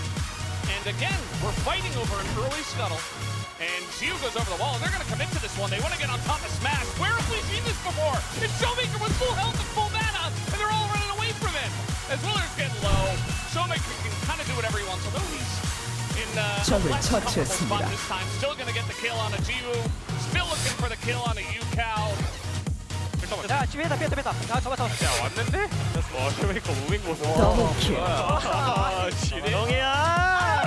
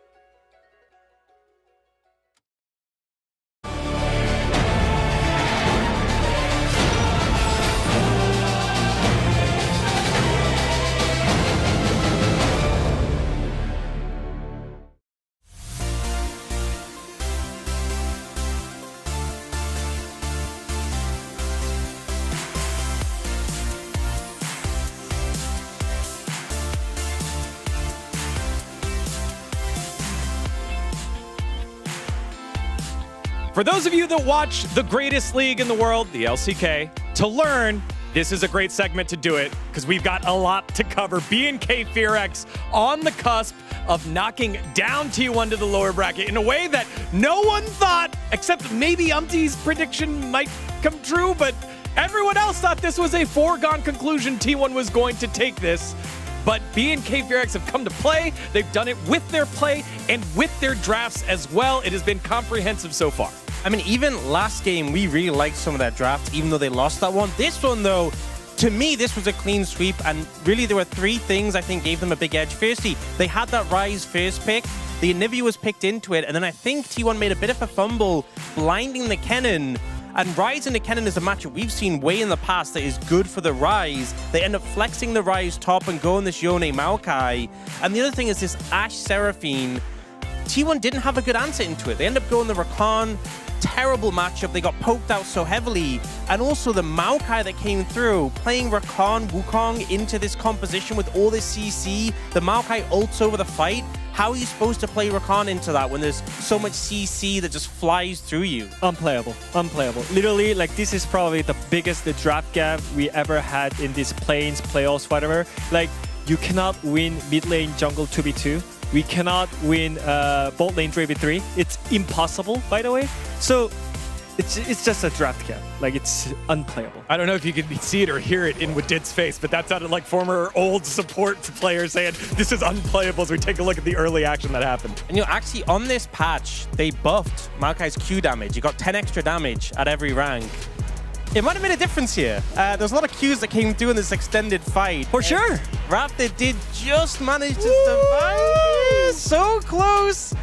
And the level up. Gets the level up there. 6 HP was how low he went there. But that early fight obviously paying off. And then here, it was a little bit rough mid lane in the early levels because melee into range. But then Vikla coming up huge with the solo kill. It was greedy by Faker, and also the bot lane.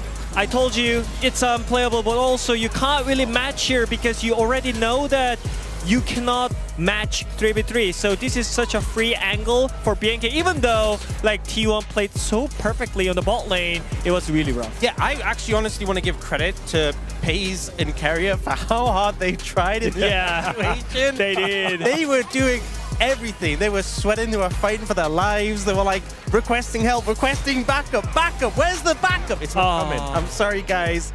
It didn't come in. No. And BNK FaZe eventually took them down. Yeah, you could just see the effort that was put in there, but just, again, a little bit of a draft issue with the way that the game was evolving. And then at the Dragon fight, which is our next one, this is when you're like, oh man, BNK might be able to do this. And they actually managed to find an angle to get onto Diablo here, but the heal that comes through from Kellen is great, the CC, and look at how Diablo plays this. The stun from Faker comes in and he walks forward to dodge it.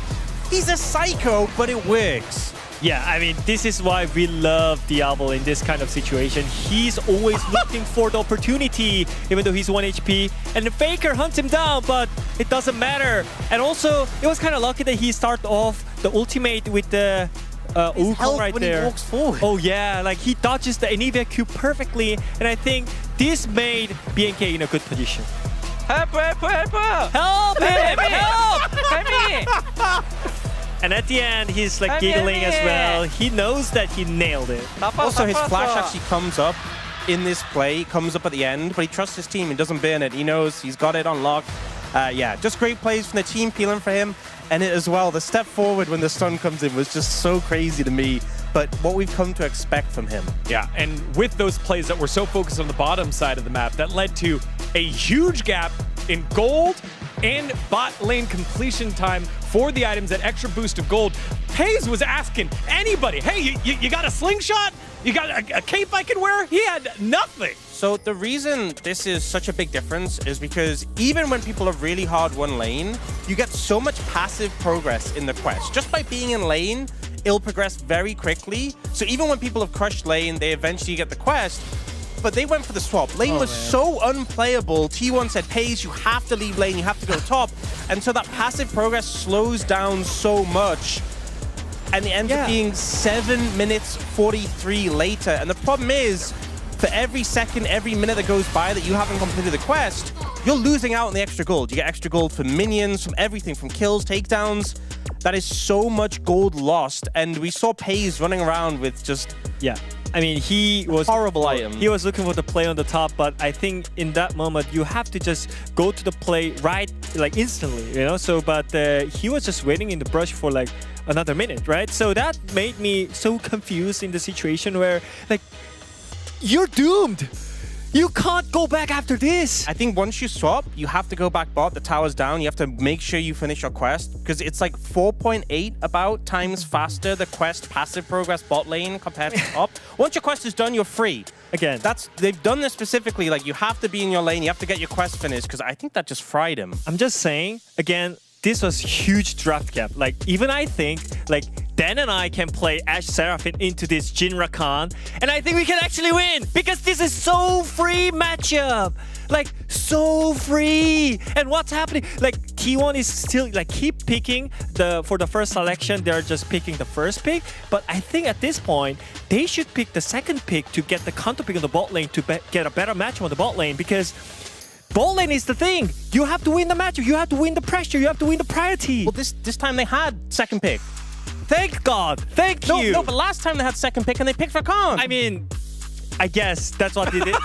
But again, you know, like again, I'm just saying they have to get the better matchup. Yeah, I think that should be the main focus. Also, one thing I thought about is last time we saw Ash Seraphine, Nautilus and Blitzcrank got banned in the second rotation because those like really hard engaged, force you out of position can be very effective. Blitzcrank wasn't banned here, and they didn't opt to go for it. I feel like Rakan was just accepting your fate. I think you have to go something like Blitz and go, it's do or die. We either land the grabs and carry the game or we lose. And I think they just kind of accepted their fate. Game 4 is coming up, and BNK Furex one win away from punching their ticket to Hong Kong.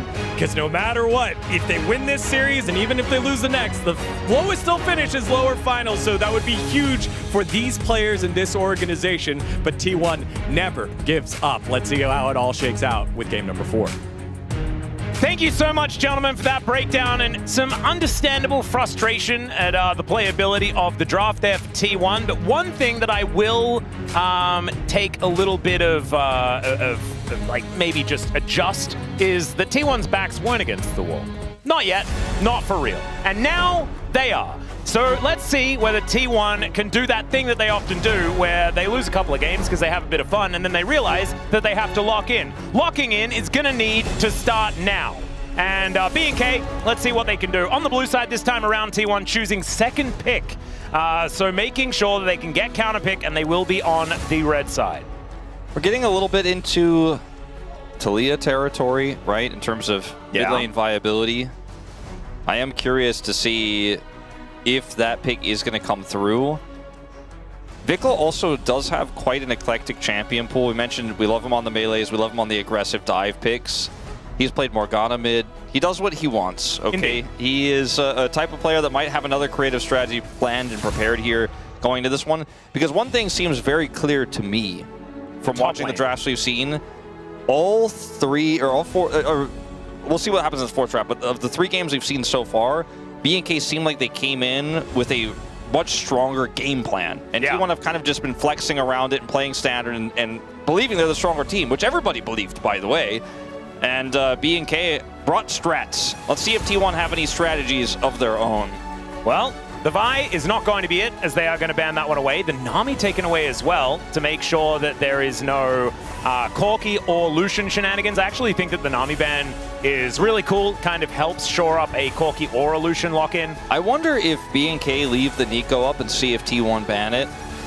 Because if you just end up getting Nico, I think they have to ban it now with the Karma ban. If they get Nico first pick, they can play whatever they want in the bottom lane. Yeah. So much is gone here off of the pool. I imagine that that is probably what they're going to look towards. It means that Yunara is up and available. And they just first pick Slam it, I think, even with Corki available, if that Nico gets banned right here. This is such an awkward spot for T1 with second pick here. And they look frustrated. Yeah. Faker wondering what he wants to lock in, and it will be that Nico to be banned away. And so, like Diablo you're saying, gets the Yunara. That doesn't feel great. Well, they haven't locked it in yet, but I'm kind of assuming that that is what they're going to look towards. And it's crazy that, like, because Rumble was played so early on in this game, that's not really a consideration either. You'd have such a, it feels to me, obvious choice here. There's a lot of discussion going on probably about what matchups they want to play into the Corki, which will probably be picked in response here. Lucian is still available. And they're actually going to go for Lucian instead. Just Diablo saying, I want this side of the matchup, despite the fact that Nami was taken away. Yeah, and so now it means like T1 could pick away a Braum, perhaps. I'm not entirely sure what they want to play alongside the Lucian. We've seen Sona cropping up if there isn't a Nami available. Milio, viable. Yeah, even another one. Yumi could be considered. Oh, don't talk about Yumi. I watched yesterday. It was not great. Rakan's already gone. Well, Yunara is going to be the choice, and pretty obviously so. Lulu is gone. Oh, never mind. They could still pick it up here with this. I think they're giving a lot of thoughts about the overarching composition and what tier list picks are available. Aurora is a flex and is one of the strongest mages that is available here deep in this Fearless draft in Game 4. So it feels very smart to pick this up. It's also very good into Lucian. See what they want to grab. Like, they could grab a jungle pick here, but it would be blind. The Yunara feels obvious, right? It seems like they're using this time to discuss all the other possibilities rather than deciding whether they're going to pick Yunara or not, because that part seemed pretty obvious.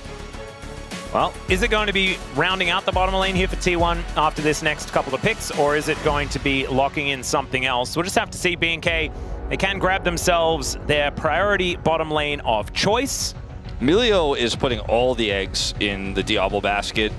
You really are. You're not going to have a lot of great engage. You're just going to hope that Diablo pops off and carries the game, which is a pretty safe assumption. Yep. And they are going to go for that pick, so that's what they decide to do. And it's hard to counterpick the Aurora. First of all, because she's Aurora, and she's usually the one who is the winning one in the lane, but also because it's a flex pick here. So maybe just a jungle pick for Raptor, like the Lee Sin, could be the option. Yeah, one of those options could be good.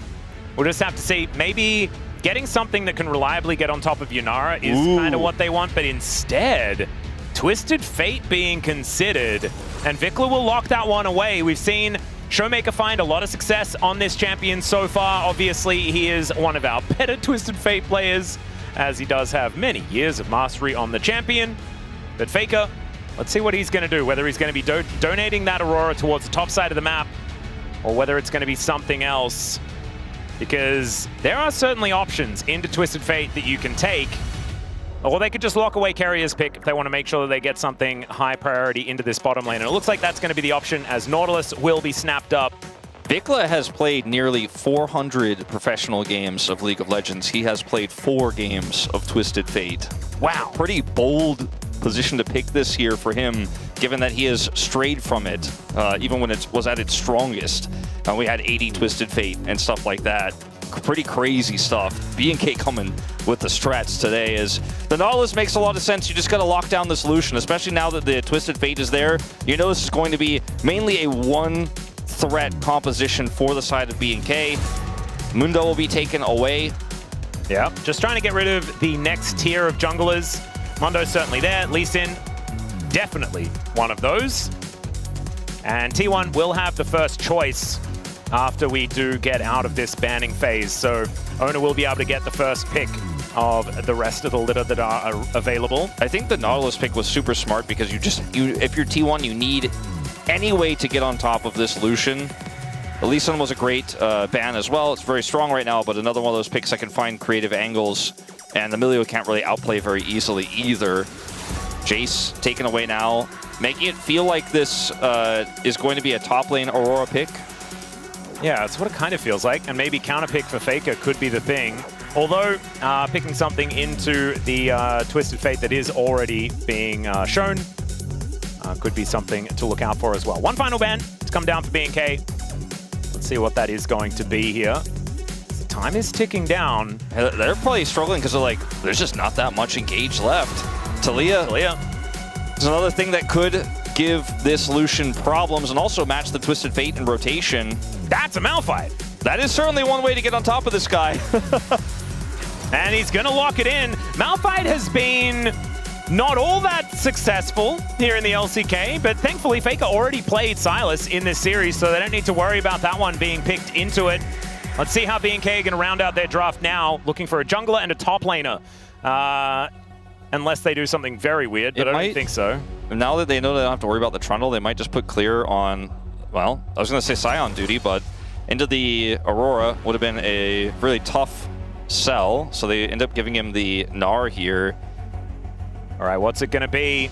Raptor thinking about what he wants to play. They could honestly almost even change this draft up completely and go for like Graves or Kindred and just add some extra damage and protect the solution further and deal with the Malphite. Says it's going to be Trundle, which is great into Malphite as well. Was a little bit buffed on this patch as well, and so just a few extra numbers here and there. So the Trundle feeling all right, and you can also just strip the resistances of the Malphite. He ults his way in and gets subjugated and dies. Is kind of what it's going to look like. However, the Wombo is going to be the problem, right? Carrier and Owner, if they're working together effectively, which is how they've won a lot of world championships in a row, that is going to be the aim of the game. Plus, there's a counter-strike layered on top. That's a statement from Doran right there. You know, Keen was the only one who's really said, I like the Jackson Gnar matchup, but most people have considered this Gnar to be a strong counter pick. And Doran's is essentially saying, I can handle that because it will be worth it to have another threat. We saw already with Rich pulling this off with the Malphite ultimate to set it up. Counter-Strike plus Malphite ult onto multiple people could be massive. But in this draft, you really only need to hit the Lucian. That's the main target. That is the main goal here. And T1 have all of the tools to kill Diablo that you could ever ask for in a draft this deep into Fearless. Sure, the early game is going to be a little bit scary for the Jax. It's a little bit volatile. If Doran makes a mistake, he can mess it up. But his Counter-Strike value into this composition will also be massive because he can, of course, just ignore gold cards and can otherwise absorb all of that Lucian damage during Counter-Strike. The Gnar at least offers you a second AD threat and will give you a little bit of side lane power as long as it doesn't fall behind. This is such a statement series from Diablo, and the drafting here in this fourth game reflects that as well. It really does. Looking forward to seeing what they can make of it. But this time around, I feel like T1 have a much better looking draft in comparison to the last game, right? This one looks like it's a little bit more honest, and we'll see whether B&K can still do it, even with much more even footing in the draft. Let's get into it.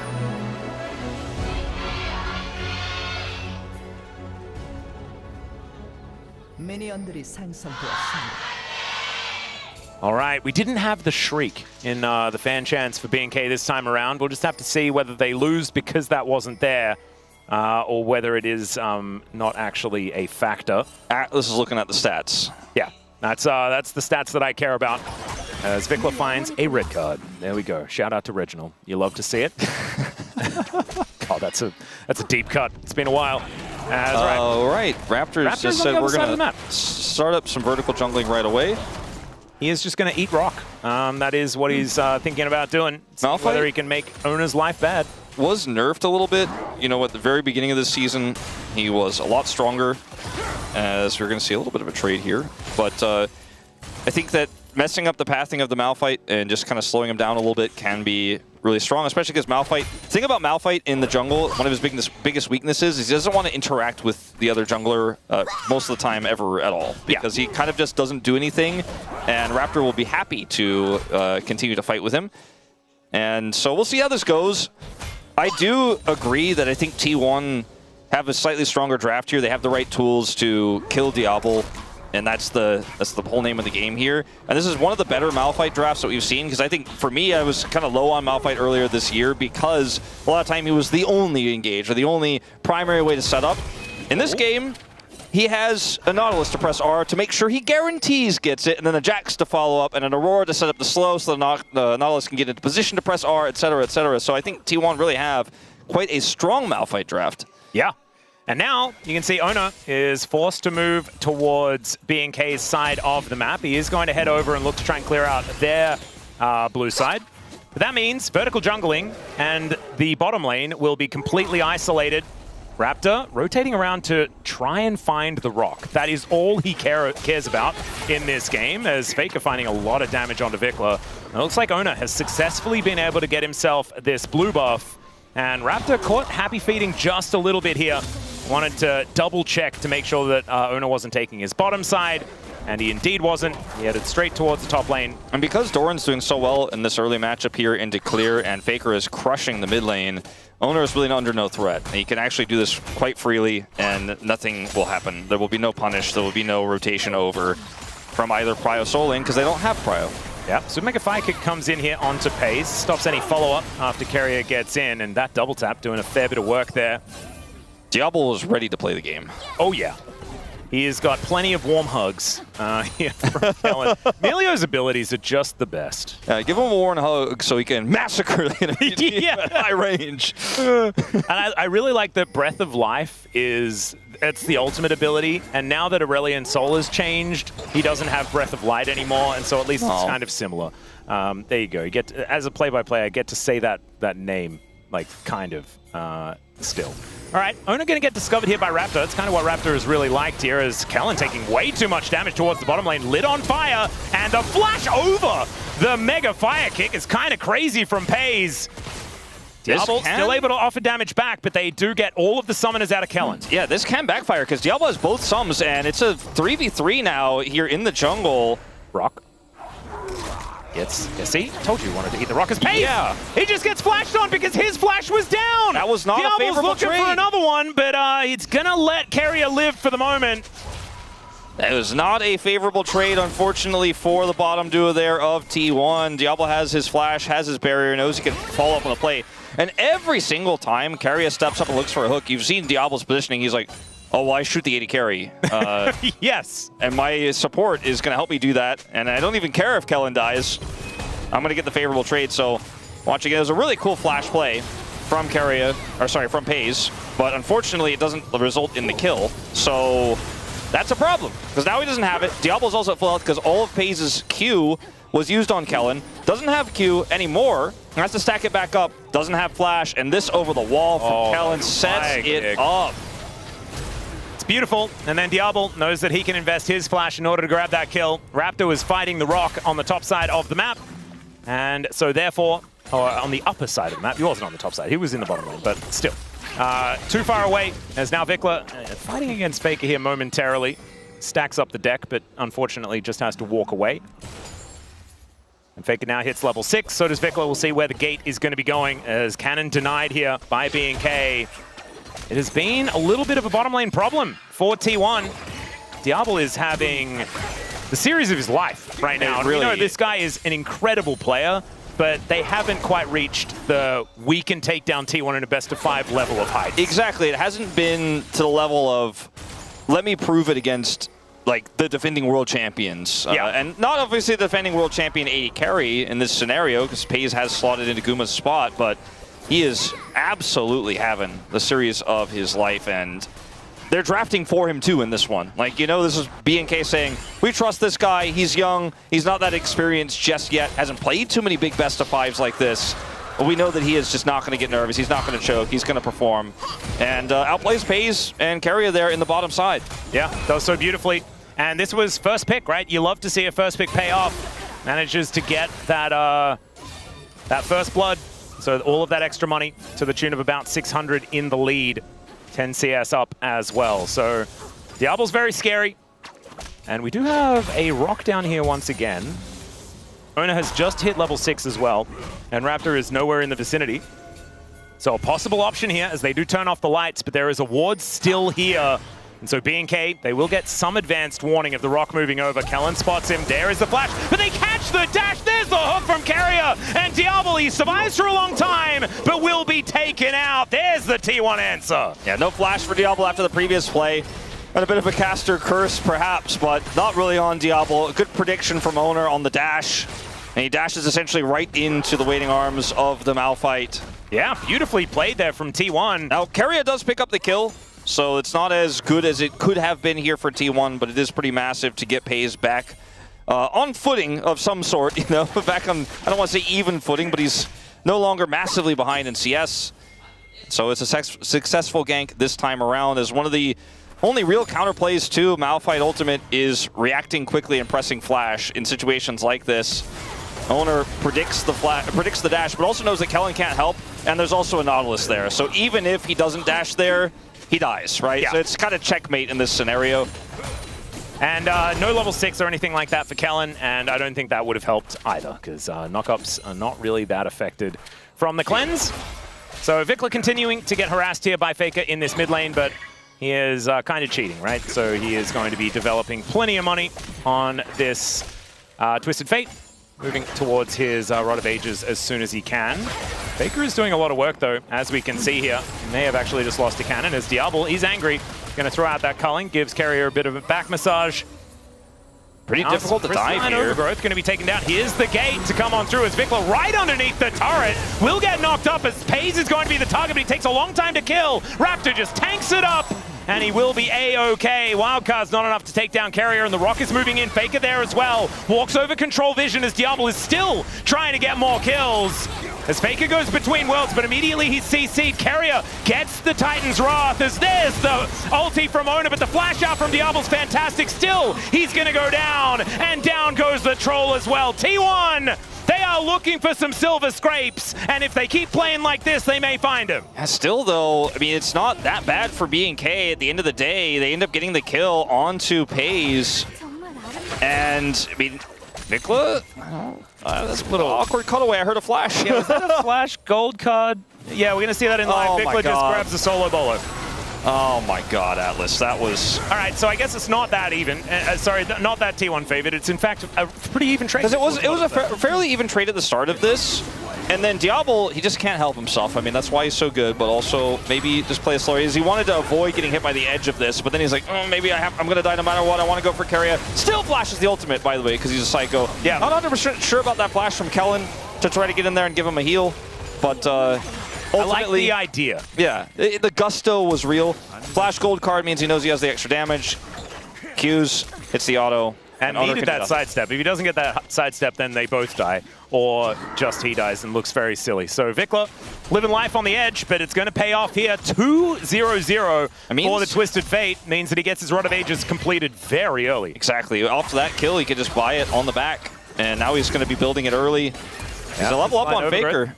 And does manage to get that gold card as well. So gets himself to a safe range. He just says, Faker, if you want to trade with me, you're going to lose those minions. And Faker does, in fact, lose those minions. He acquiesced. I'm trying to look at this game state and really quantify who's ahead. I think the game is incredibly even because, yes, the lead was there for Diablo. Obviously, the lead for Vikla is somewhat based on his passive, but he has 2 kills. Doesn't necessarily mean he can take over the game on Twisted Fate. So T1 still feeling pretty fine in this game if they can make a play here bottom side, but... Oh yeah, if Raptor's here, it's still a scary time as Faker tries to go between the worlds and Vikla just stands still. He's just got so much health with this Rod of Ages already done, and Faker just has to get out of there. Thankfully survives, but that means full wave control over to Vikla. 6 seconds on the Destiny. I mean, Vikla might have been able to, if Malphite wasn't nearby, use his heal to chase down and get that kill.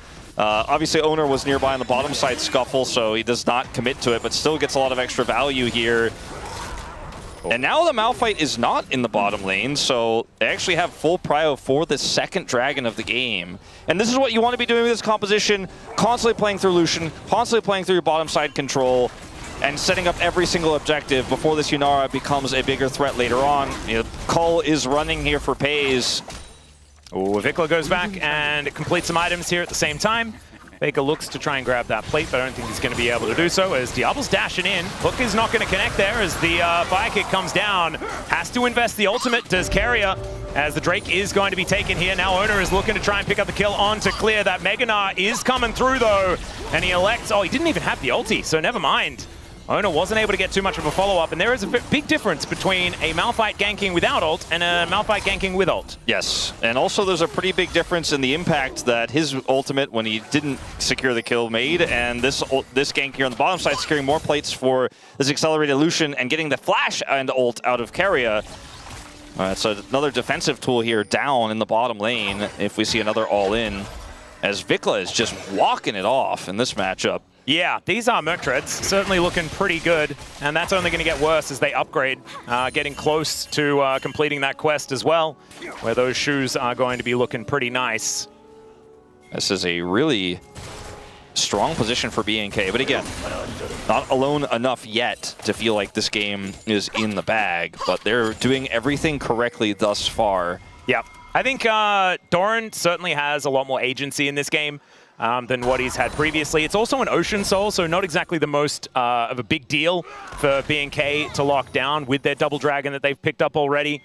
And so if we do see some team fights, Doran hitting level 11 now, very close to that Trinity Force, going to be the third one on the map to pick one up. Wow, bit of a swap here up to the top lane for Diablo.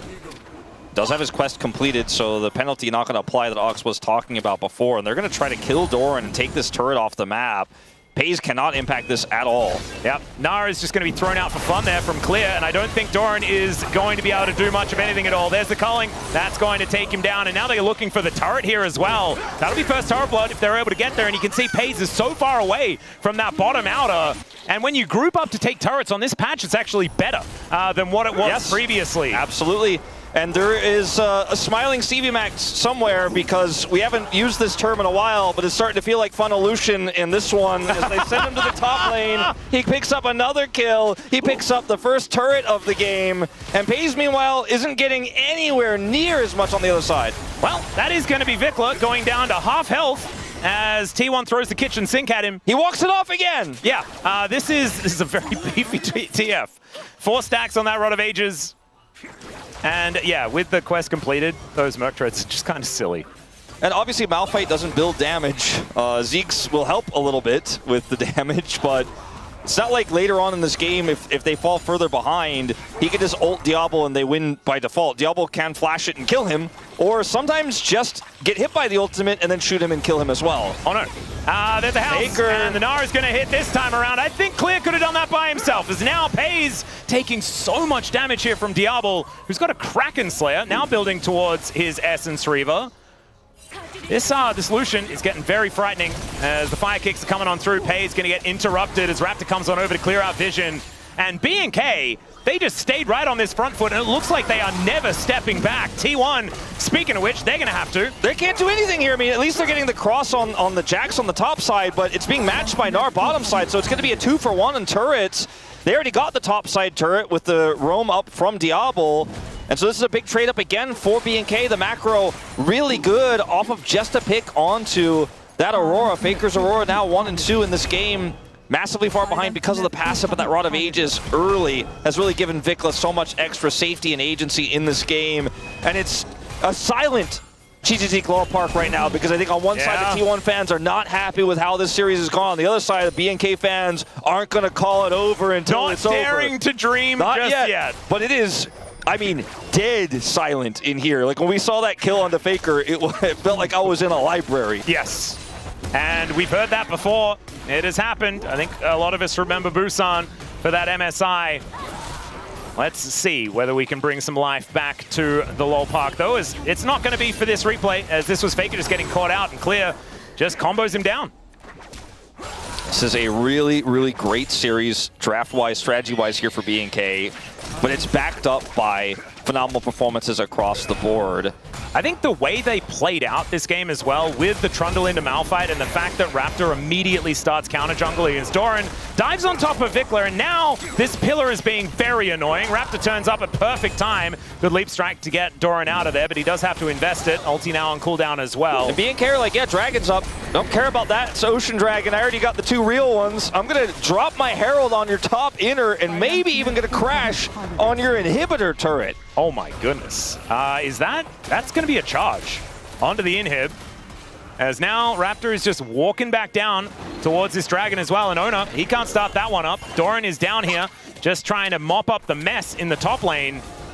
As Raptor moves in, Carrier is there with Pays, but the hook is going to go wide. Fire kick comes on through as well, but it is Raptor taking a lot of damage. Now the Subjugate comes on through and they turn onto Vikla. He goes between worlds, getting comboed down and will be taken out. It takes a while, but he eventually does go down as now Doran gets into the mix. Raptor looking a little worse for wear, but stays alive for the moment, and now the pillar is in. There's the counter strike. They land on top of Callan, but he is not the primary target, and Clear getting into that backline. Down goes Pays, and without the Inara, there is so much damage missing, and now it's Diablo's turn as he flashes out of the counter-strike, and Faker is going to get mopped up as well. It should be a triple as he dashes after Faker to pick it up, and I think B&K cannot be stopped. I think they might have just punched their ticket, Atlas. Unreal! No one predicting this team to win it. No one predicting this would go even 5 in T1's win. And we're on the brink. We are on the precipice of this team pulling it off. And this fight here for T1 initially looks like it's great because they're able to collapse onto Vikla when he comes in here and baits them. But look at Clear on the angle. His Narbar timing, perfect. And he doesn't just blow it early. He waits for his opportunity as Diablo slowly closes the gap here. They have perfect positioning so Diablo cannot be engaged on. So much was used on the Twisted Fate that Diablo has the extra agency. Doran ignored, and then the Gnar comes through. Clear gets into the backline here. Pays is deleted. He does not have his item spike yet. He cannot carry this fight alone. And Vikla, this time he dies, but it's worth. And Raptor's passive got him so much help in that fight. He went down to so little, and then Carrier dies. He gets the King's Tribute, and you get the big round of applause from Vikla. He was watching that fight. His sacrifice was valid. And I think after this, it's looking like Vikla's TF win rate might be in the positives. It was 50-50 before. Oh my gosh, this is unprecedented. Man, this is crazy. T1 getting outclassed tonight. And it's not like I don't want to look at this as like a T1 collapse because I want to celebrate just how good B&K have looked in this series. And it's not only they're playing better, it's the way they play around, the tools they know they have. It's a cerebral game as well here for B&K.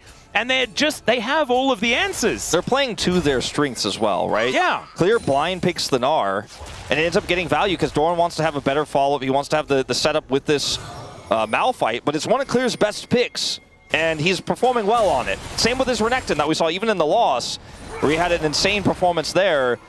T1 just cannot even get in their jungle now. All right, the Destiny comes on through, the gate comes out. That's the unstoppable force used defensively as Faker gets a house thrown at him. I think it's a drill here, space drill. As now Diablo looking for an angle as Carrier taking so much damage. The exhaust onto Doran means that there's no re-engage. But B&K, I think just testing the waters, seeing whether any cracks show up. And T1 are going to be forced to back away. Crystalline Overgrowth goes pop, and B&K look to try and take down this inner turret as well. Once again, we have bounties on the map. And we were talking about backs against the wall. T1 are in the wall now. They're looking like Han Solo and Carbonite right now. It's either that or it's Homer Simpson, like inside the hedge. Well, I think they're going to have to hope for a little Kool-Aid man coming bursting through if they're going to come back in this one. And I apologize for the humor, but right now this game looks like it is over, and it looks like it has been over since that last Dragon fight. And it's 2 minutes to go until the next one here, but B&K have their eyes around Baron Vision.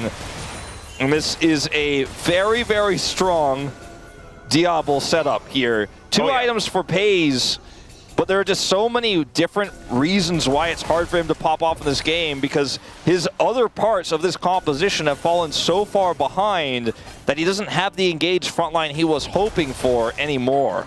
Yeah, not to mention the fact that Diablo is just dashing up to him and trying to kill him by himself every single fight. Like, this guy has absolutely no fear, and he will continue to do so.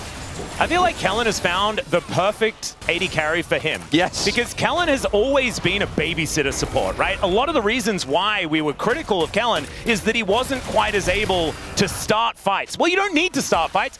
Diablo will start them. He is the enchanter guy. We have said this about Kellen a lot. You know, his Renata wasn't about his handshakes, okay? It was about his positioning, his bailout timings, stuff like that. That we really, you know, were championing when it was his best champion, right? And we were like, maybe it's his only champion for a little while.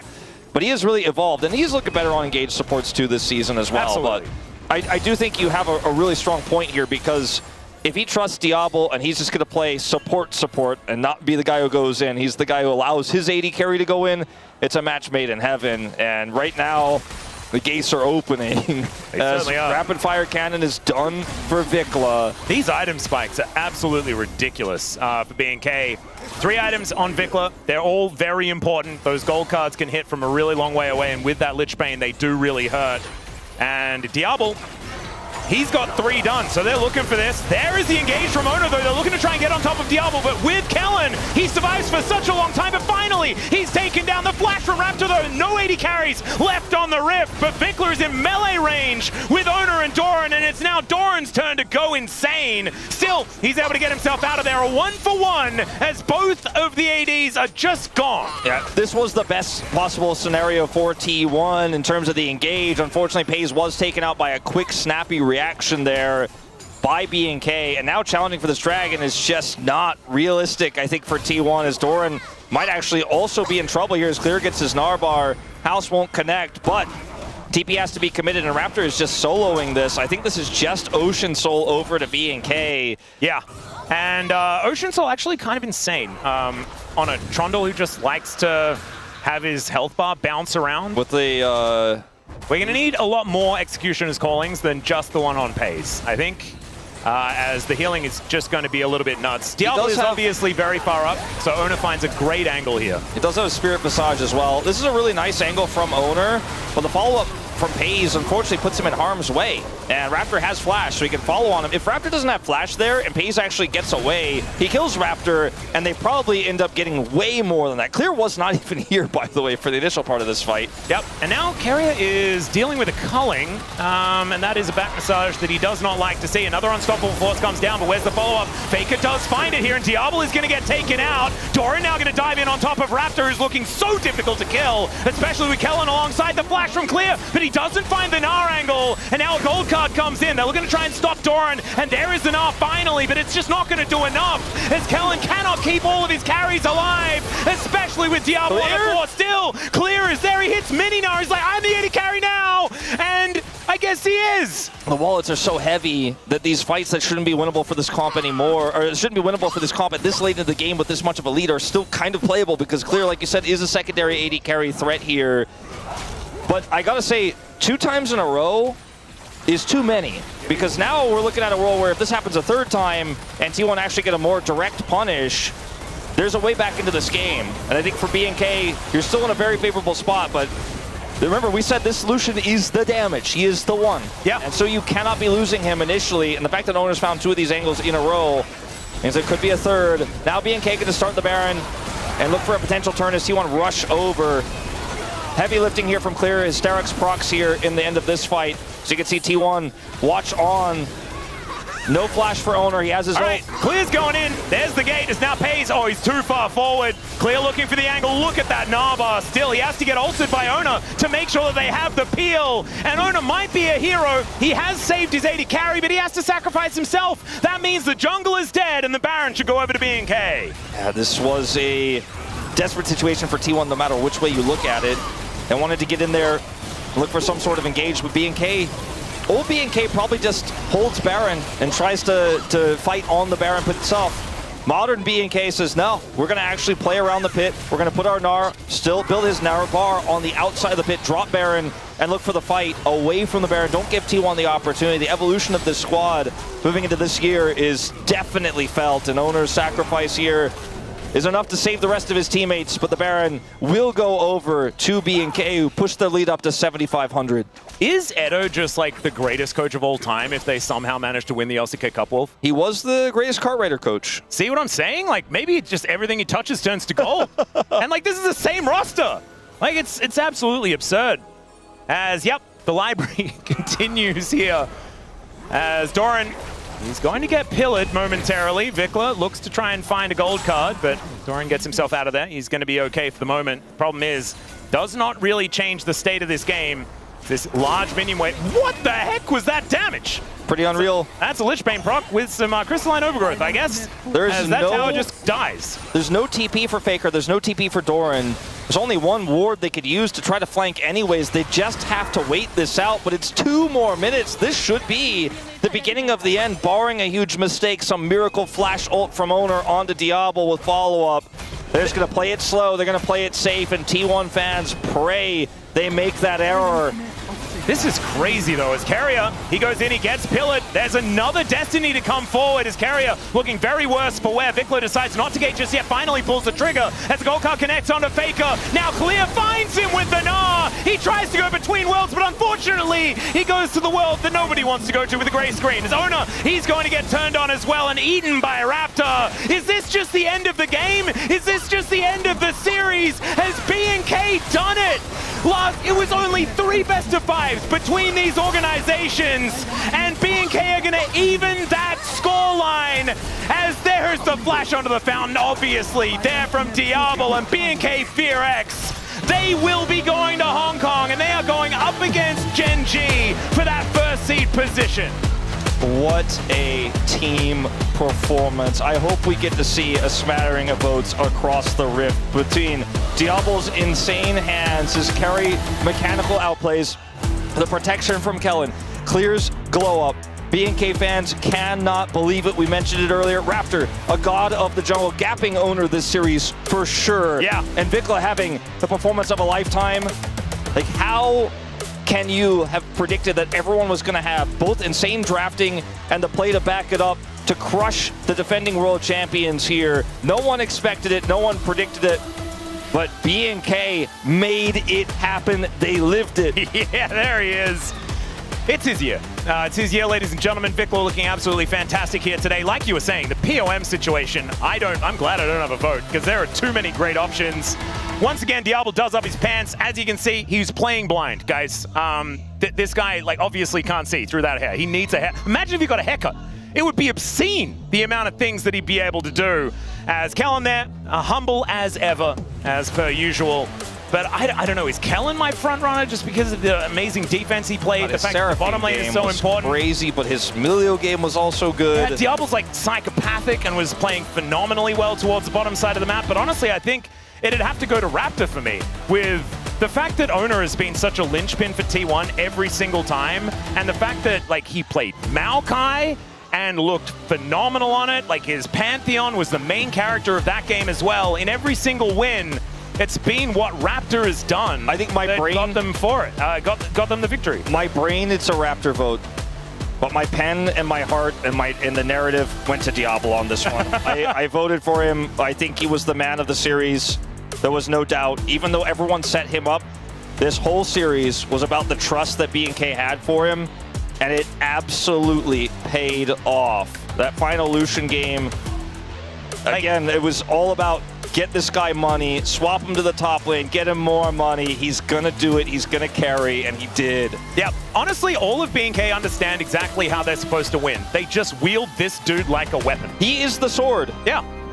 And everyone else is just the body parts, yeah, you know? It's the hilt and then like the little bit of string that goes around and then like the thing that stops you from cutting yourself and things like that unless it's a katana. Like, as clear, also absolute glow up in this game especially, but on the Renekton as well, like you were talking about before. I think everyone deserves an accolade in this series. There's something to be said about Clear, like his DRX days when he was in Challengers, he got a lot of credit, right? When DRX was the best Challengers team, but he was not able to ever replicate that in the LCK, it seems consistently, until very recently. And that, to me, makes it feel like it was a confidence issue. And he suddenly has that. And I think that's something that we're seeing from a lot of our ex-Rise Group teams coming into LCK Cup here in 2026 is there's a new level of confidence, there's a new level of coordination that just wasn't seen last year. And I think as a whole, the LCK has leveled up so much between the end of the season last year and where we are here now in playoffs. Yeah, having a look here at the final fight, T1 circling the drain. Remember, the only objective they got this game was one outer turret.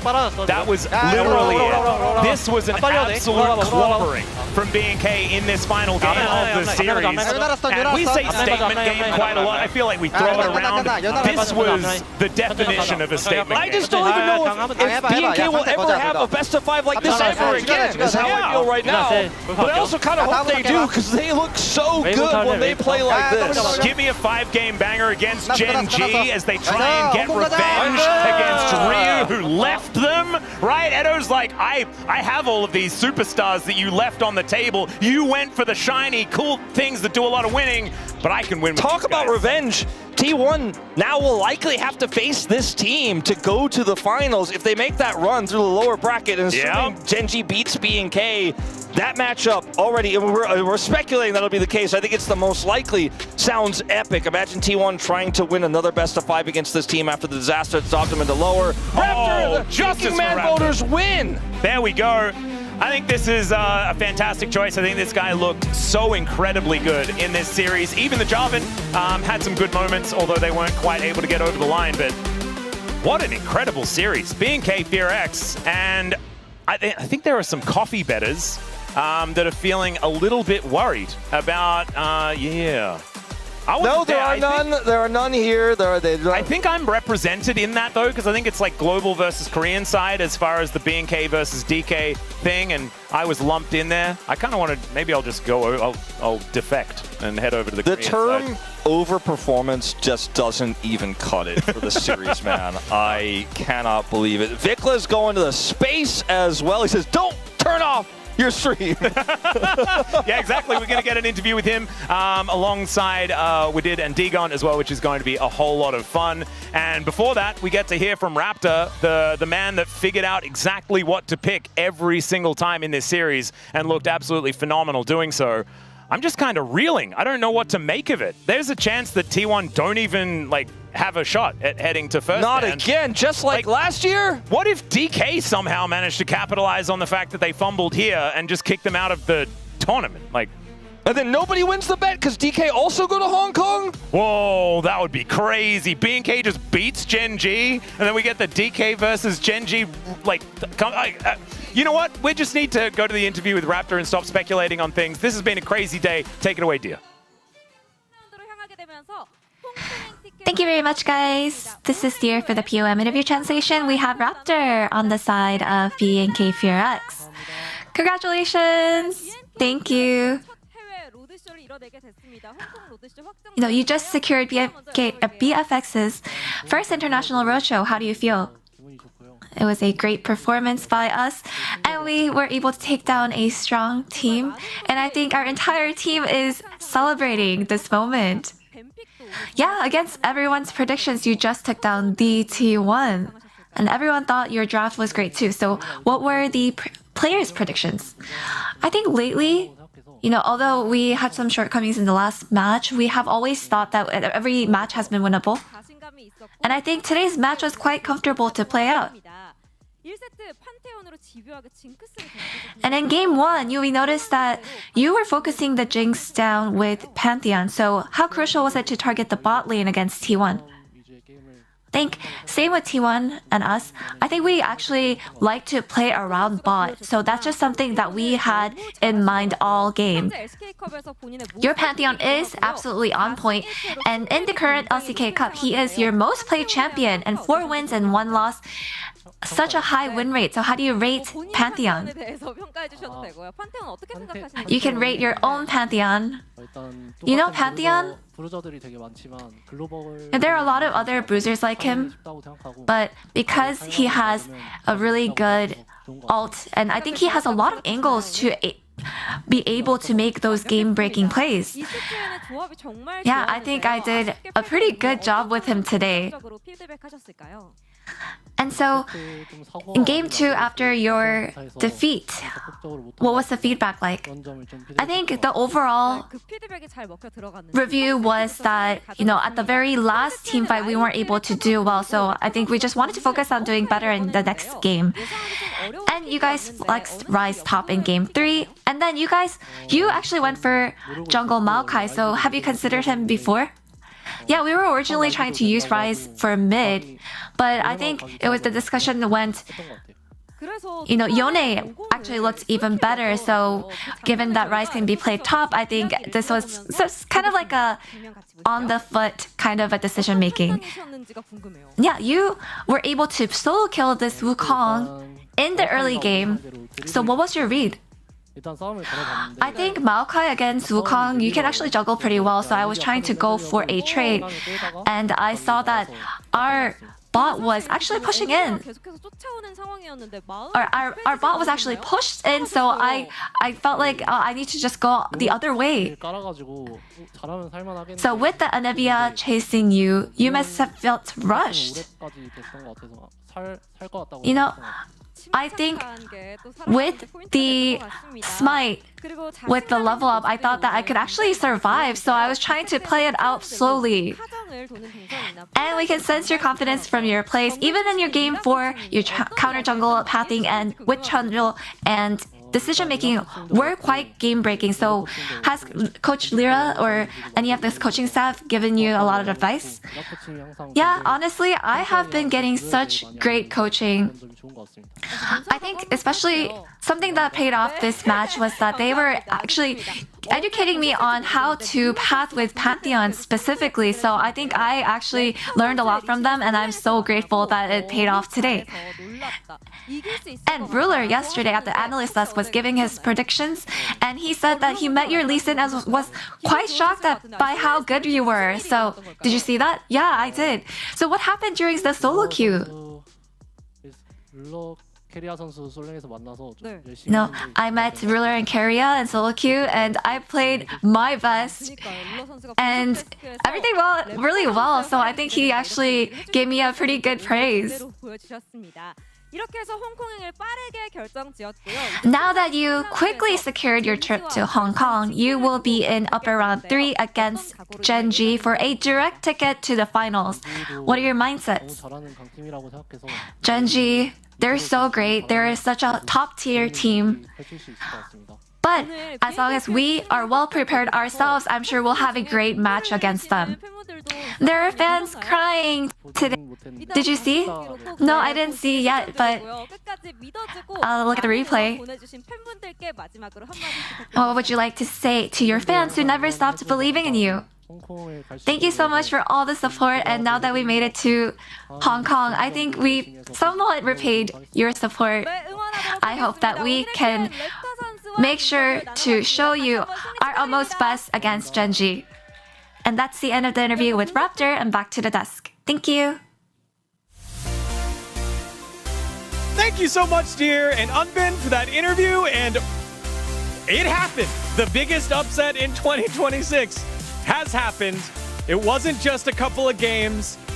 It finally happened. The upset by a lower seed completed, and it wasn't just any team. It was T1 getting knocked off by BNK FearX, who have been doing this the right way throughout the year. They kept the same roster. They get these creative drafts. They execute early, and they get the job done, and they are going to Hong Kong. And we had to wait so long last year for KT Genji for that upset and win the LCK Cup. And we already got a massive upset coming through. So, yeah, that series absolutely delivered. BNK FearX, you know, we talked about them really looking so much better. If Vicla's in good form, how good can this team be? Yeah. And man, do they look really good. I mean, I'm so happy that every single player had their moment in this series, right? Like, I think Clear, he was struggling last series, but he stepped up. Raptor got POM. Vicla, he solo kills Faker. The ball lane, they just gapped so hard. So every single 5 players deserve to go to Hong Kong today. Yeah, all right, let's take a look at the POM votes. Again, could have gone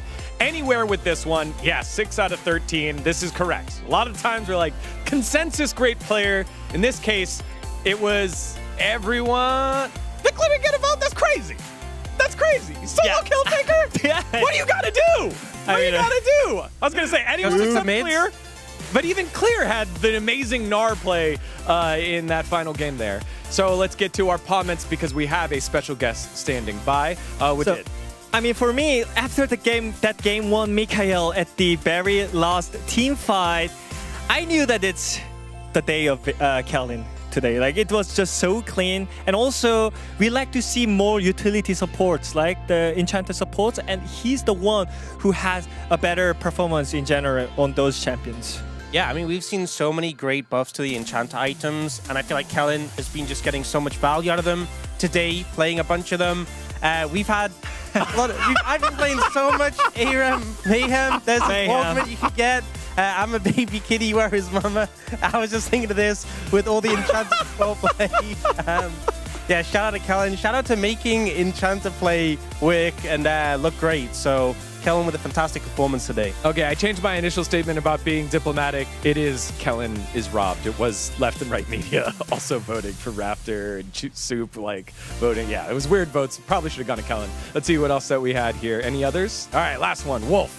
Main character energy. That's right, Raptor did have himself a very, very solid series. We saw that highlight on the Maokai, bullying around early rather than just being passive and playing around the ult. It was a great show of jungle mastery against one of the best ones in the league and in the world. Well, standing by now is our special guest here on the Global Desk. Please welcome mid laner for BNK FearX, it's Vicla. Welcome, Vicla. You're over here. You're over here. You're over here. 안녕하세요. 안녕하세요. 안녕하세요. Welcome. Welcome. Welcome. Wow. Wow. Wow. Wow. Wow. Wow. Wow. Vicla, congratulations. Obviously, huge series for you. How do you feel after this series? After this series, I'm exciting. Maybe I'm going to fly. Yeah! Going Hong Kong! Yeah! Let's go, Hong Kong! Oh, man. Tell us, throughout this series, like, was there a moment where you knew, like, oh, we're going to win? Was it game 2, game 3, or did you feel confident throughout the series? Maybe match 1. Oh. When we win this game, I think this series, maybe we're gonna win. Oh, yeah. That's what I was thinking as well. That's why I said it in the comment. Like the game one, that was the trigger. So with how well you've been playing this year, we've been calling it the year of Vikla. Did you know about this? And also, what do you think has made you level up so much this year? I don't know about this year of Vikla. Yeah. I don't know, but I hear maybe could be year of the Vikla. Definitely. Oh, yeah. But why? Why are you so leveled up compared to last year? I think your teamwork is more higher than last year. Yeah. So we can win every teams. Yeah, for sure, because you keep the same roster as last year, right? Yeah. Oh man. So then, I guess, what specifically were you ever wondering? Am I going to have new teammates this year, or you knew that same 5 teammates throughout? 이제 그 5명이 그대로 유지될 거라는 걸 좀 알고 계셨나요? 아니면은 좀 어떻게 변화가 될 것 같다는 걸? I already know that same score. Yeah, I already know that. He already knew that he's gonna keep the same roster. So. Yeah. I mean, I just want to ask, like, because you keep the same roster, but the biggest concern was about changing the coaching staff because Ryu was the one we say might be the best coach right now because of his draft strategy, but also like you having a new coaching staff, Rather and Lyra. How does that feel compared to last year? Compared to last year, Liu also very good coach but now coach is also good. Yeah, that's why you had the insane draft with Yone. You know, like how did you come out with that Rise flex on the top side, Yone Maokai mid jungle? Who brought up that idea? I said that.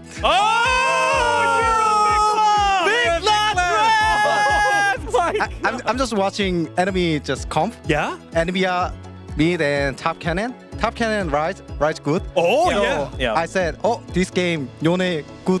Enivia, rise good, cannon, win. Oh man, it's a big draft. Man, that is so. Because we always wonder, how does draft work? So hearing a story like that is so cool. So cool. Obviously, with this win, that means your next match is against your old coach and Genji. What are your thoughts on that? I thought Genji very strong, I think.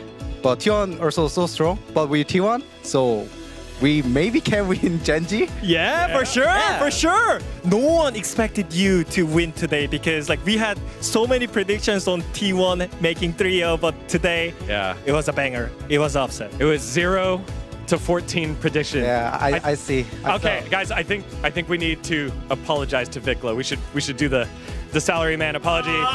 죄송합니다. Vikla the king. Finally, Vikla, this is a great start. You're going to Hong Kong no matter what. What do you have to say to all the global fans who have followed you throughout your career? Thank you for rooting for us, and we can make this year so complete. Yeah. So 계속 keep rooting us. Okay, good. Yeah. Keep supporting us. Keep supporting Vikla. It's year of Vikla.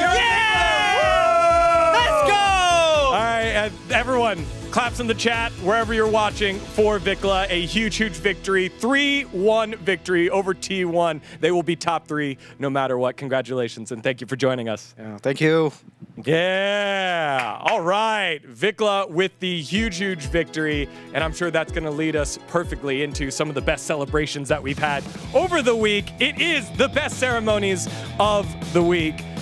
As we start off with Smash. He had a good one. He wasn't exactly sure where he wanted to go, but then afterwards heads on over to the desk and does some little cute action. He looks so shy. He's so shy. Oh, who's that? Who's that? Oh, the muscles! Woo! Wait, Vikla, come back. Can you do that for us? Come back. Can you do that for us? All right, let's go. Yeah! 감사합니다. He's so cool, man. Okay, I know who wins. I know who wins. Like it's so easy. Yeah, all right. Let us know in the chat, but I think we know what it is. Oh man, He's the winner, man. You're the true winner. Goodness gracious, I can't believe you didn't get a single vote. I think again, Kellen played so well, Raptor played so well, but the solo kills, Again, in that last game, he was matadoring all the pressure so well on Twisted Fate. He initiated the flash auto gold card. That was kind of weird. But what do you mean? All right, we won't bring that one up. Don't worry about it, right? When he wins Worlds and he gets a Finals MVP, he'll be fine. Okay, it's a year of Vikla. It's a year of Vikla. It's okay. Don't curse it, bro. It's too early. We already did the salary. It's too set in stone. It's too set in stone. 3-1 in the way that no one expected. If you did, you're lying. I'm just telling you now, you're lying. Except FearX Enjoyer in chat. He's been here ever since I've joined the LCK, calling it out. So I will give him the one shout out because this is a massive victory in a series that matters. It's playoffs. It wasn't just like a random regular season game. It's playoffs. They get the job done.